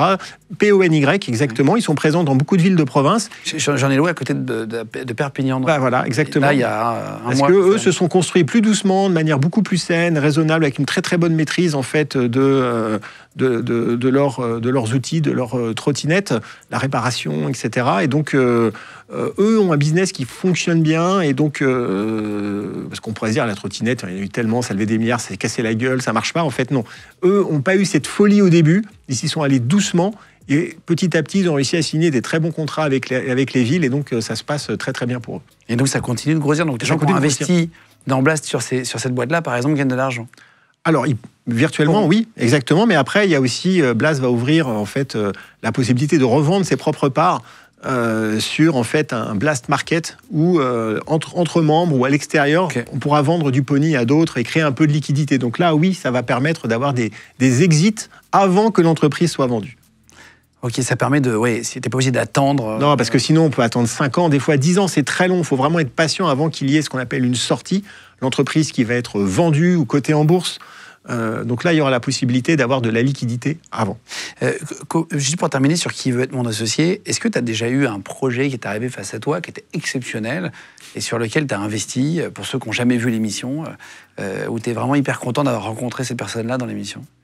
Alors oui, bien sûr. Donc il y a des entrepreneurs qui viennent et qui pitchent leur projet devant un parterre de 5 investisseurs dont je fais partie, dont Anthony fait partie. Et en fait, une belle histoire, c'est un entrepreneur qui s'appelle Frédéric Douin qui est venu avec des livres, un stock d'1 million de livres qu'il avait réussi à récupérer ou qu'il pouvait récupérer. C'est des livres anciens qu'il voulait scanner, remettre en état, revendre. Donc il était passionné par ça, par le patrimoine français, par le livre ancien. Et c'était un projet un peu dingue en réalité. Et au début, je me suis dit non mais jamais, moi les livres anciens, laisse tomber. Et en fait, il a réussi à me convaincre, et j'ai vu ça un peu comme un ticket de loto, pour le coup, où peut-être dans ce million de livres, en fait, il y a des choses incroyables, des livres un petit peu oubliés, qui ont une grande valeur, et donc j'ai décidé de y aller, de l'accompagner, et au final, ça ne s'est pas transformé en aventure financière incroyable, mais en très belle aventure humaine, puisque en l'accompagnant, en découvrant son métier, j'ai appris plein de choses, et en fait, au final, quand tu es investisseur, certes, tu peux aller chercher du rendement, bien sûr, hein, c'est l'objectif, mais tu peux aussi aller chercher de l'aventure humaine et de vivre des aventures par procuration. Et c'est moi ce qui m'anime, en fait, en investissant parfois peut-être avec un côté émotionnel, qui n'est pas la meilleure façon de faire. En tout cas, c'est ce que je fais dans Qui veut être mon associé, où je me laisse parfois gagner par des histoires, des aventures humaines très chouettes. Et donc c'est ça, tu vois, c'est plus ça ce que j'ai envie de retenir qu'un multiple ou un chiffre. C'est un peu de sens aussi, non ? Ah oui, c'est donner du sens. Et de toute façon, aujourd'hui, c'est ce qui compte le plus pour moi, c'est donner du sens dans ce que je fais. Aujourd'hui, ce qui m'anime, c'est d'accompagner des entrepreneurs. Un entrepreneur, c'est quelqu'un qui résout des problèmes. Aujourd'hui, j'ai plus tellement de problèmes à résoudre, donc j'aime bien résoudre les problèmes des autres. Et c'est pour ça qu'aujourd'hui, je passe ma vie avec des entrepreneurs. Je fais mes masterminds au domaine, je les reçois, je les aide, je résous leurs problèmes. C'est ça ce que je trouve vraiment génial. Et pour terminer, qu'est-ce que c'est que AlgoSup ? J'avais noté de parler de AlgoSup. AlgoSup, c'est une école de développeurs qui forme en fait des développeurs de haut niveau en 5 ans, qui est située à Vierzon. Donc c'est là où je suis aujourd'hui, hein, ma ville d'origine. Et c'est un pari en fait basé sur le constat que j'ai fait en tant qu'entrepreneur que recruter des développeurs, des bons développeurs, c'est très difficile. Et donc une bonne manière de pouvoir en mettre sur le marché, c'est de faire une école. Et donc je me suis associé avec d'autres personnes pour créer cette école. Et l'objectif, c'est vraiment de former des développeurs en informatique sur 5 ans. C'est tout en anglais, il y a beaucoup de soft skills, c'est une approche radicalement différente. C'est situé à Vierzon. Et pour moi, c'est un projet qui a beaucoup de sens puisque l'éducation, elle est juste importante. La transmission, en fait, c'est ce qui m'anime aujourd'hui, c'est de transmettre, que ce soit avec des étudiants ou avec des entrepreneurs. C'est transmettre cette expérience. Pour terminer, 7 clés pour réussir en tant qu'entrepreneur. On en avait parlé, je pense que c'est utile, s'il y en a qui nous regardent et qui ont envie si vous voulez vous lancer dans le business, être entrepreneur, avoir ces 7 clés, en tout cas de quelqu'un qui a bien réussi, avoir ton opinion là-dessus. Est-ce que tu veux bien nous les donner ? Ouais, alors ça, c'est les 7 clés qui viennent en fait de l'analyse que j'ai pu faire avec des centaines d'entrepreneurs qui sont venus travailler avec moi au domaine, dans mes masterminds. La première clé, c'est vraiment la plus importante, c'est vraiment de forger son mindset, son état d'esprit, avoir confiance en soi, de travailler, de faire attention au syndrome de l'imposteur, la solitude de l'entrepreneur. C'est vraiment hyper important d'être dans un bon état d'esprit, sinon en fait on n'arrivera jamais à aller plus loin. Donc ça se travaille. La deuxième clé, c'est savoir s'entourer. Savoir diriger, c'est savoir s'entourer, c'est faire les bons recrutements, trouver les bons associés. Et pour pouvoir recruter, il faut savoir déléguer et donc apprendre à faire confiance, lâcher le contrôle, ne pas vouloir toujours être dans la perfection, ne pas se dire « non, je vais le faire moi-même, ça ira plus vite ». Donc c'est accepter de lâcher un petit peu du lest, exactement. Parce que moi, je ne connais pas un seul entrepreneur qui a réussi et qui ne s'est pas entouré. Et donc, pour s'entourer, il faut déléguer. Et ça, vraiment, ça se travaille. Troisième clé, c'est le business model. Par exemple, si on vend son temps, on est consultant indépendant, on vend son temps, à un moment, il y a ce qu'on appelle en fait un plafond de verre qu'on ne peut pas franchir. Eh bien, il faut faire évoluer. Par exemple, on transforme son savoir en une méthode et on va aller vendre la méthode, on va aller licencier la méthode. Donc, on va aller former, par exemple, des gens avec sa propre méthode. Et donc, c'est comme ça qu'on réussit à construire quelque chose. On peut aussi faire évoluer, et ça, c'est la quatrième clé, son modèle pour avoir du récurrent, c'est-à-dire avoir des revenus qui reviennent sans cesse. Le but, c'est de réussir à faire de l'argent quand tu dors. Je vais te donner un exemple avec Ledger. Ledger, on vend un coffre-fort, donc ça c'est une fois, on a un client, il achète, allez bim, 99 €. Ce qui a fait que Ledger est devenu une licorne, c'est qu'on a rajouté derrière un autre modèle qui est qu'à chaque fois que l'utilisateur, en utilisant son outil Ledger, va faire une transaction, va échanger une crypto contre une autre crypto, etc., il va y avoir un petit frottement financier, une petite commission qui va venir chez Ledger. Et donc, à chaque fois qu'on vend un produit, on va aussi générer dans le futur quelques euros de revenus. Et donc ça, c'est du revenu récurrent, en fait, qui va revenir tout le temps. Et plus on a d'utilisateurs, plus ça monte. Et donc ça, c'est quelque chose qu'on peut mettre en place dans plein de business, mettre en place un abonnement avec de la maintenance, etc. Donc ça, vraiment, ça se travaille. 5e clé, c'est l'automatisation, c'est-à-dire que automatiser la manière dont on travaille, elle est vraiment importante. C'est utiliser les bons outils, réussir à faire en sorte que tout puisse se faire sans qu'on soit tout le temps derrière son ordinateur. Donc là, il y a le no-code, il y a des plateformes comme Make à utiliser ou comme Zapier, par exemple. Donc ça, recherchez ces mots-clés si vous ne savez pas ce que c'est. Ça va vous permettre d'automatiser vraiment beaucoup de tâches et ça vous fait gagner beaucoup de temps et ça vous permettre en fait d'être beaucoup plus puissant. Et puis dernière clé, c'est vraiment travailler son processus commercial. C'est-à-dire qu'il y a beaucoup d'entrepreneurs qui disent moi en fait j'ai fait de la tech, j'ai fait des trucs, j'ai fait le produit mais je ne sais pas vendre. Et ça, attention au piège de se dire pour vendre, je vais recruter un commercial. Non, ça c'est une erreur à ne surtout pas commettre. Vous êtes le premier commercial de votre entreprise et donc ça se travaille. Il y a plein de manières en fait de monter en compétence là-dessus. Donc savoir vendre, ça s'apprend, ça se fait et ça c'est vraiment une clé essentielle. Merci beaucoup. Avec l'Archevêque, c'était cool de te recevoir. Merci. D'avoir pris le temps. T'es venu de Vierzon, t'as fait un petit aller-retour. Ah ouais, et je repars à Vierzon. C'est vrai? Ouais. Ah bah, merci beaucoup d'être venu jusqu'à nous alors. Je vous mets le site de Blast. Tu as un nouveau projet que tu vas ramener bientôt, sans dire lequel, mais tu sais déjà le prochain. Ah, j'ai des projets, mais je peux pas en parler.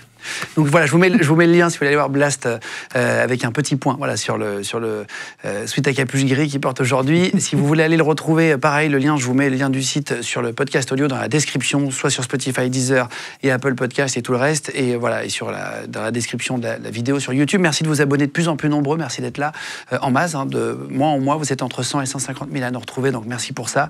N'hésitez pas à liker la vidéo, ça nous aide beaucoup sur l'algorithme, comme je vous le disais tout à l'heure. Merci à toute l'équipe d'avoir préparé cette émission. On se retrouve pour une prochaine vidéo tous les mercredis, vendredis et dimanches sur Légende.